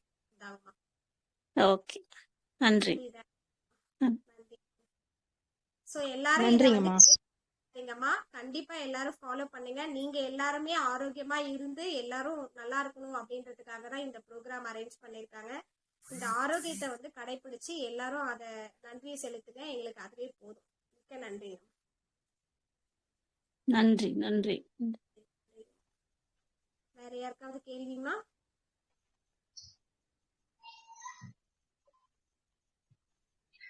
அந்த மாசிலாமணி ஐயா சொன்ன மாதிரி நீங்க சொல்லும் போது கிளாரிட்டியா இருந்துச்சு, யாருக்கும் டவுட்ஸே வராது, நல்லா கிளியரா சொல்லிட்டு வந்தீங்க. வேற யாருக்காவது? ஓகேம்மா, முடிச்சுக்கலாமா? நன்றி, நன்றிகளம்மா. தங்களுடைய இது வாழ்வியல் என்ற நமது வாழ்வினுடைய மரபியல் பண்பு. இந்த வார்த்தைகளுக்கு நிறைய அர்த்தம் இருக்குது. இது அடிக்கடி நம்ம குழுவுல இப்ப இருக்கிற நம்ம குருநாதர் கீழரையா சொல்லுவார், நம்ம வாழ்க்கைய வாழ தெரியாம வாழ்ந்துகிட்டு இருக்கோம். சில காலங்கள் நாம் நம்மளுடைய மரபுகளை தொலைச்சிட்டோம். அதனால் இன்று ஏற்படுகின்ற வாத பித்த கபம்னு என்னென்னத்தையோ சொல்லி பலவிதமான சூழல்ல பயமுறுத்தலே பாதி நோயா போச்சு நமக்கு. அதுல இருந்து நம்ம வந்து ஏன் பாட்டி வைத்தியம் சொன்னோம் அப்படின்னா, பண்பு நலன் என்று சொல்வதே கூட பெண்களுக்கு மட்டுமே கிடைத்த அந்த சமையல் கலையை ஏன் அவங்ககிட்ட ஒப்படைச்சோம்னா, நம்மளை பேணி காப்பதற்கான வாழ்வியல் அந்த எழும் நயத்திலிருந்து காலையில இரவு தூங்கும் வரை அவர்கள் செய்கின்ற பணி என்பது மிக அற்புதமான நம்மை வழிநடத்துகின்ற அந்த அற்புதமான செயல்முறை விருத்தங்கள். இதுதான் வைத்தியம் என்பது. உத்தியம் என்னும் சாரத்தில் வைத்த ஐயமில்லாத அம்மா கொடுக்குற சாப்பாட்டையோ பிள்ளைங்க குடிக்கிற சாப்பாட்டையோ ஏதாவது டவுட் பண்றோமா? ஏன் நன்றாக தான் கொடுத்துருப்பாங்க, ஆரோக்கியமா டேஸ்ட் பண்ணி இது ஆரோக்கியமா இருக்கும், எந்த அவத்தையும் தராதுன்னு நினைச்சுதானே சாப்பிடுறோம். அப்படிப்பட்ட பக்குவங்கள் அன்பு கலந்து கொடுக்குறாங்க. ரைட், அது அதான் அந்த மாதிரி அந்த அன்பும் அந்த அந்த அன்பும் அரணும் உடைத்தாயின் இல்வாழ்க்கை பண்பும் பயனும் அது என்ன அது என்பத பலவிதமான அதுவை பத்தி சொல்லியிருக்காங்க. வேத சாஸ்திரம், வேதவாசியம், நிறைய சித்தகாசம் நிறைய பேசுவாங்க. ஆனால் அது என்ற திருவள்ளுவர் சொன்னது என்னன்னா, அந்த அரணும் அந்த அன்பும் ஆகிய அறம் என்ற பெண் தாய் கொடுக்கிற அந்த ஒழுக்க நெறிமுறை சிசுவை காப்பாற்றுவதிலிருந்து வளர்க்கின்ற நிலை வரையிலிருந்து அதை கருவிலிருந்து வெளியேற்றி விசுவத்தில் நம்ம எல்லாம் வாழச் செய்கின்ற பேணி காக்கின்ற தன்மை வரை பூமியில எல்லா ஜீவராசிகளுக்குமே உண்டு. இப்படிப்பட்ட பண்பினை ஒரு தாய்மை நிலையோடு கூடிய அந்த திரிசதி என்று சொல்லப்படுகின்ற அந்த பக்குவத்தில் நீங்கள் உரைத்ததுதான் அதுல பெருமைப்படத்தக்க விஷயம். இப்ப நாங்க நானும் மருத்துவர் தான், நானும் இதுக்கு ஃபீட்பேக் வேற ஹீலர் ஐயா பேசியிருந்தாலுமே நாங்களாம் ஒரு பெண்மையையும் தாய்மையையும் மிக அற்புதமாக போற்றி பேணி ஏன் நம்ம அதை அந்த 3 நிலைகளையும் உணர்ந்து பக்குவத்தில் இருக்கிறோம் அப்படின்னா, இன்று அத்தனை விஷயங்களும் அவர்கள் ஊட்டும் ஊன்பதம் என்ற ரகசியத்தை நம்மை அறியாமலேயே வளர்ந்த அந்த பக்குவங்கள். அதனால பண்பு நலத்தோடு கூடிய அந்த வாழ்வினயத்தை சில ஒழுக்கங்கள் உண்டு.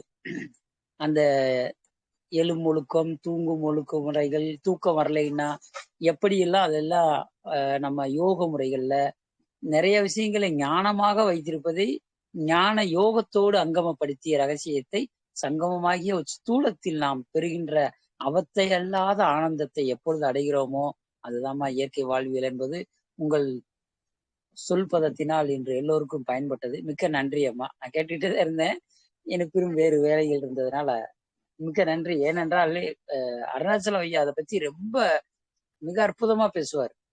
அவர் வழிநடத்தி இன்றைக்கு எத்தனையோ பேர் ரிலாக்ஸா அந்த ரியாலிட்டிங்கிற விஷயத்த நிறைய உணர்ந்து அந்த ரீல்ஸ்ன்னு சொல்லக்கூடிய நிறைய ஹாஸ்பிட்டலைசேஷன், நாமளே படுற அவஸ்தைகள், தெரியாமல் அறியாமல் புரியாமல் செய்கின்ற விஷயங்களை எல்லாம் உணர்த்துகின்ற இன்று நமக்கு கிடைத்த ஒரு பொக்கிஷம் அவரும் கூட. நன்றி. ஏன்னா இன்னைக்கு நம்ம வகுப்பா இருந்தாலும் நம்ம குழுவில் அவர் இருக்காருன்ற காரணத்தால் சொல்லப்பட்டது. மிக்க நன்றி. நன்றி அனைவருக்கும் நன்றி. மிக்க நன்றி. வாழ்க வளமுடன். மிக்க நன்றிங்க சார். சூப்பரா சொன்னீங்க. நீங்களாம் வந்து அட்டன் பண்றதே ரொம்ப பெரிய விஷயம் சார். உங்களுக்கு தெரியாது இல்ல, இந்த லைன்லயே இருக்கீங்க. நீங்களும் இந்த மாதிரி கிளாஸ் அட்டன் பண்ணி கருத்து சொல்றதெல்லாம் ரொம்ப பெரிய மனசு வேணும், ரொம்ப பெருந்தன்மை வேணும். நீங்க ஈழர் அருணாச்சலம் ஐயா அவங்க எல்லாம் ஃபுல்லா கேட்டுட்டு கருத்து சொல்றதுலாம் ரொம்ப பெரிய விஷயம். மிக்க நன்றி. வணக்கம். வணக்கம் ஐயா. நல்லா இருந்தது. இயற்கை வாழ்வியல் அப்படின்றது அது ஒரு வருடம் ஒரு யுகம் பேசலாம். ஒரு பிரம்ம முகூர்த்தத்தை நம்ம புரிஞ்சுக்கிறதுக்கே பல யுகம் ஆகும். பிரம்ம முகூர்த்தத்துல என்ன நடக்குது அதை சரியாக ஆண்டவர்கள் எப்படி வாழ்ந்தார்கள் அப்படின்னா 3 சமையல் தான் இருக்கும் பிரம்ம முகூர்த்தத்துல. ஒன்று உயிர் சமையல், அதாவது பிராணாயாமம். 2வது உணவு சமையல். 3வது உடல் சமையல். இதுதான் பிரம்ம முகூர்த்தம். இது 3 தான் இங்க நடக்கணும், வேற எந்த நிகழ்ச்சிகள் நடக்கக்கூடாது. அப்போ அந்த வேறு நிகழ்ச்சிகள் நடக்கும்பொழுது, இப்போ நீங்க சந்திரனை பார்த்து சமைப்பதை விட சந்திரமதியான அந்த பெண் அந்த நேரத்தில் சமைப்பது அந்த உணவுக்கு உயிரூட்டும். ஏன்னா கதிரவன் வரும்போது இருக்கிற புரோட்டான் வேற, இரவியாக வரும்போது ஒரு புரோட்டான், சூரியனாக வரும்போது ஒரு புரோட்டான். எல்லா புரோட்டானும் ஒண்ணு கிடையாது. அதுல பிரம்ம முகூர்த்தத்தில் வர புரோட்டான் அதான் பிரம்மம்.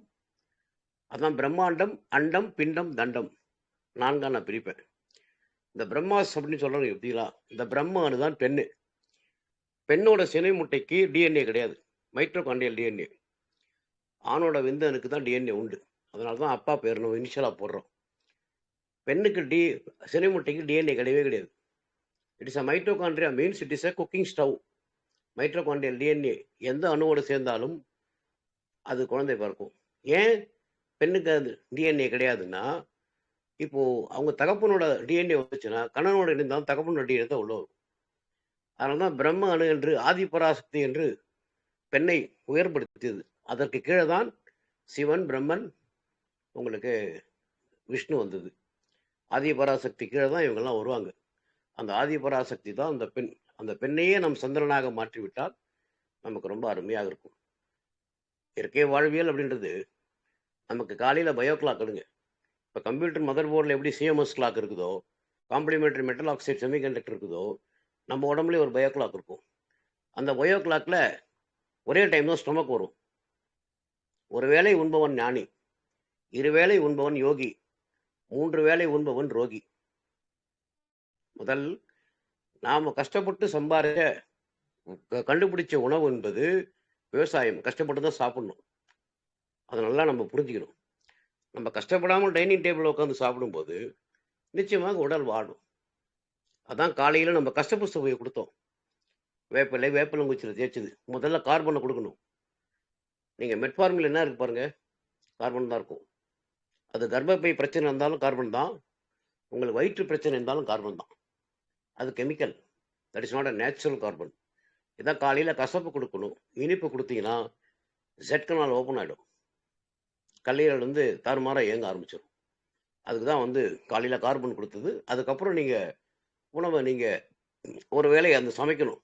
சூரியன் இருக்கும் பொழுது குளிக்கக்கூடாது, உணவை உண்ணக்கூடாது. அதான் நீராகாரம் சொன்னது. ஏனென்றால் வெப்பத்தை கடத்துகின்ற நேரத்தில் வெப்பத்தை தக்க வைக்கக்கூடாது. குளிக்கிறது, அதுக்கப்புறம் ஏசி ரூம் இருக்கிறது, அதுக்கப்புறம் நல்லா மத்தியானம் ஒரு வெயிட் கட்டு சாப்பிட்றது, இதெல்லாம் கூடவே கூடாது. நான் ஒரு வேளை ஒன்று தான் 14 வருஷம் அத்தனை 14 மாத்திரைகள், 2 கேன்சர், இதெல்லாம் ஊண்டி வெளியே வந்ததுக்கு என்ன காரணம்னா, உணவை நிறுத்தினேன். ஒரு வேளை உணவாக்குனேன். மீதி எல்லாம் நீராகாரம் தான். நீராகாரம். சாயங்காலம் வாழைப்பழம் நீங்க சொன்னீங்க, காலையில வாழைப்பழம் எடுக்கக்கூடாது. வாழைப்பழையும் கடுக்காய் வந்து அனஸ்திஷியா, அது மலம் இலக்கி அல்ல. அது நல்லா புரிஞ்சுக்கணும். தேங்காயோட சேர்த்து சாப்பிடலாம்னு சொன்னங்க ஐயா, தனியா சொல்லல. தேங்காயோட சேர்த்து நமக்கு வாழைப்பழம் காலையில வரவே கூடாது. வாழைப்பழம் வந்து நைட்டு தான் வரணும். அது சந்திரமதி. அதுதான் சொன்னேன், வேற ஒண்ணு இல்லை. நீங்க சொன்னது தவறு நான் சொல்லல. பட் இது கொஞ்சம் அது அனஸ்திஷியா. அது வாழைப்பழம் என்பது அனஸ்திஷியா. அதே மாதிரி கடுக்காய் அப்படின்றது அதுவும் அனஸ்திஷியா. அது பாருங்க, நீங்க இந்த காலையில கசப்பு, நைட்டு போகும்போது துவர்ப்பு, இது ரெண்டும் சேர்ந்தா புளிப்பை கரைச்சிடும். ஏன்னா எல்லா ஜீவராசியும் புளிப்பு சுவை உண்டு.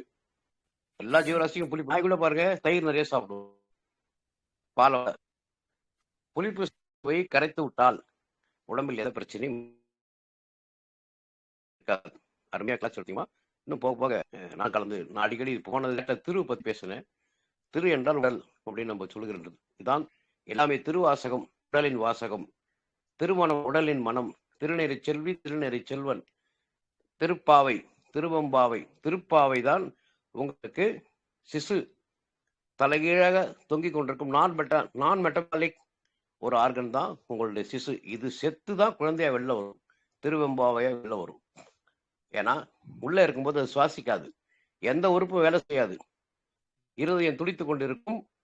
தாயிடம் வாங்கிய அந்த டிஎன்ஏ மெசேஜை மூளையில் பதிவு செய்து கொண்டிருக்கும். இதான் பக்த பிரகலாதன் அபிமன்யு என்று சொன்னது.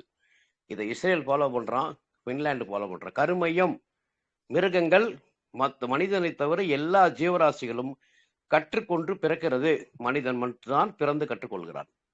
அப்போ அதனாலைக்கு நான் திரும்பின கருமையத்துல அங்கேயே விதைங்க. அங்கே விதைச்சிங்கன்னா பொது மையம் என்பது உங்களுடைய கல்வி, சிசு மையம் என்பது உங்களுடைய மரபு. இதை விதையுங்கள். இதை விதைச்சிங்கன்னா கண்டிப்பாக அந்த குழந்தைகள் விருட்சமாக வளரும். அதான் திருவாசகம், திருப்பாவை, திருவெம்பாவை, திருவிளையாடற் புராணம், திருவாசகம், திருப்புகழ், இது எல்லாம் உடலின், திருவள்ளுவர், திருக்குறள், திருக்குரான் எல்லாமே உடலின் வாசகம் தான். எல்லாமே இந்த உடலை இதான் திருமூலரும் சொன்ன திருமந்திரத்திலும் ஊன் வளர்த்தேனா உடல் வளர்த்தேனா. உடல் தான் வளர்ந்து கொண்டே போகும், உயிர் ஒரே மாதிரியா தான் இருக்கும். ஸோ அந்த விஷயத்த கரெக்டாக கொண்டு போங்க. அதான் இயற்கை வாழ்வியல் அப்படின்றது. நான் மிருகங்களை பாற்று தான் கற்றுக்கொண்டேன், மனிதனை பாற்று கற்றுக்கவே முடியாது. ஏன்னா ஒவ்வொரு மனிதனும் ஒவ்வொரு மாதிரி இருப்பான், ஒருவர் செல்லும். அதான் ஹியூமன் அனாட்டமி இஸ் டிஃப்ரெண்ட். ஒன்று புரிஞ்சுக்கோங்க, நீங்கள் எதை சாப்பிட்டாலும், நீங்கள் எந்த பெட்ரோல் எரிபொருள் போட்டாலும் அது எரிந்தால்தான் இயந்திரமும் ஓடும். நீங்கள் உண்ட உணவு எரிந்தால்தான் உங்கள் உடலும் ஓடும். இதுதான் பெண்டலும் தெரப்பி. உச்சந்தலையிலிருந்து உள்ளங்கால் வரைக்கும் லெஃப்ட் பெருசா இருக்கும், ரைட்டு சின்னதா இருக்கும். லெஃப்ட் லங்ஸ் பாருங்க, லெஃப்ட் விதைப்பை பாருங்க, லெஃப்ட் சினைப்பை பாருங்க, எல்லாம் பாருங்க. லெஃப்ட் எல்லாமே பெண், ரைட் எல்லாமே ஆண். விரிந்து சுருங்கி விரிந்து சுருங்கி மிடலா மேலே பார்த்தீங்கன்னா உங்களுக்கு அண்ட் ஆக்சான் டேண்ட்ரைட்ஸ் மூளைக்கு ஒரு மிடலா வரும். இந்த நடுவில் இருக்கிற அந்த மெடுலா தான் கிட்னிலையும் பாருங்க, கார்டெக்ஸ் அண்ட் நெப்ரான், மேலே நியூரான்ஸ். லங்ஸ் பாருங்க, லங்ஸ் விரியிறப்போ ஹார்ட் சுருங்கும், ஹார்ட் சுருங்குறப்போ லங்ஸ் விரியும். அதான் அநாகத சக்கரம். உங்களோட தைராய்டு தான் டிரான்ஸ்ஃபார்மர், கால்சியம் சோடியத்தை மேனிப்புலேட் பண்ணுறது ஸ்டெபிலைசர். இந்த சக்கரம் ரொம்ப ரொம்ப முக்கியம். இதுதான் ஆகாய சக்கரம் சொல்றது, கல்லீரலோட சக்கரம். அந்த டிஆர்ஹெச் தான் இந்த பிட்யூட்டரி ஹேண்டில் பண்ணுற, இந்த ஹைப்போதலாமஸ் ஹேண்டில் பண்ணுற டிஆர்ஹெச் தான் உங்கள் T3 T4 TSH சரி பண்ணும். இதான் வெப்பச்சலனம் உங்கள் உடலில். வெளியே இருக்கிற வெப்பச்சலனம் என்பது மரம் வேர்த்து, மண் வேர்த்து, நீர் வேர்த்து, தாவரங்கள் வேர்த்து, மூலிகைகள் வேர்த்து, எல்லா மழை நீர் ஏன் உயிர்நீர் என்று சொன்னார்கள் என்றால் அத்தனை சக்தியும் வேகமாக மழையில் மோதி பின்பு இதே கல்லீரலான மரம் எப்படி உங்கள் உடலுக்குள்ள மழையாக பொழிய வைக்கிறதோ, உத்தராயணம் தட்சணாயனம், இந்த உத்தராயணத்தில் வேகமாக மாறும், தட்சணாயத்தில் மழையாக பொழியும். இதற்கு வடகிழக்கு பருவக்காற்று, வடமேற்கு பருவக்காற்று, தென்கிழக்கு பருவக்காற்று, தென்மேற்கு பருவக்காற்று. இந்த ஜீவகாந்தம் இல்லை என்றால் வெளியில வெப்பச்சலனம் இல்லை, உங்கள் உடலில் செரிமானம் என்ற வெப்பச்சலனம் இல்லை. இதாமா என்னுடைய கருத்து. இது நோக்கி தான் நான் பயணிச்சுட்டு இருக்கிறேன். நல்லா பேசுனீங்க, நான் ஃபுல்லா கேட்டுட்டு தான் இருந்தேன். அருமை, இதே தொடருங்கம்மா. நன்றி, வணக்கம். நன்றி. நீங்க இவ்வளோ பெரிய ஆர்வலர், எங்களுக்கு நிறைய நீங்க நிறைய விஷயங்கள் எங்களுக்கு சொல்லி தந்திருக்கீங்க. மிக்க நன்றி. நன்றிகளையா. நிறைய விஷயங்கள் புரிய வச்சுங்க நீங்க. அதுக்கும் நன்றி தெரிவிக்கிறேன். நன்றிகள். ரொம்ப ரொம்ப நன்றிங்க ஐயா. ரொம்ப அருமையா ரொம்ப சூப்பரா சொன்னீங்க. சார் கிளாஸ் எல்லாம் வந்து சும்மா தெறிக்க விடுவார், அப்படி இருக்கும் கிளாஸ் எல்லாம், அவ்வளோ நல்லா இருக்கும். வேற யாருக்காவது பேசணுமா? ஓகே, முடிச்சுக்கலாமாமா? சரிங்க. பிரபஞ்ச பேராற்றலுக்கு நன்றி. இயற்கை வாழ்வியல் என்ற தலைப்பில் அற்புதமாக சிறப்பாக விளக்கிய சங்கீதா கிருஷ்ணா அம்மா அவர்களுக்கு மிக்க நன்றி. வாழ்க வளமுடன். அவர்களும் அவர்களது அன்பு குடும்பமும் வாழ்க வளமுடன். ஒருங்கிணைப்பாளர் பாரத் கிருஷ்ணன் ஐயா அவர்களுக்கு மிக்க நன்றி. வாழ்க வளமுடன். குழுவில் இணைந்து பயணித்த அனைத்து அன்பு உள்ளங்களுக்கும் மிக்க நன்றி. வாழ்க வளமுடன். நன்றிங்கம்மா. மிக்க நன்றி. நன்றி.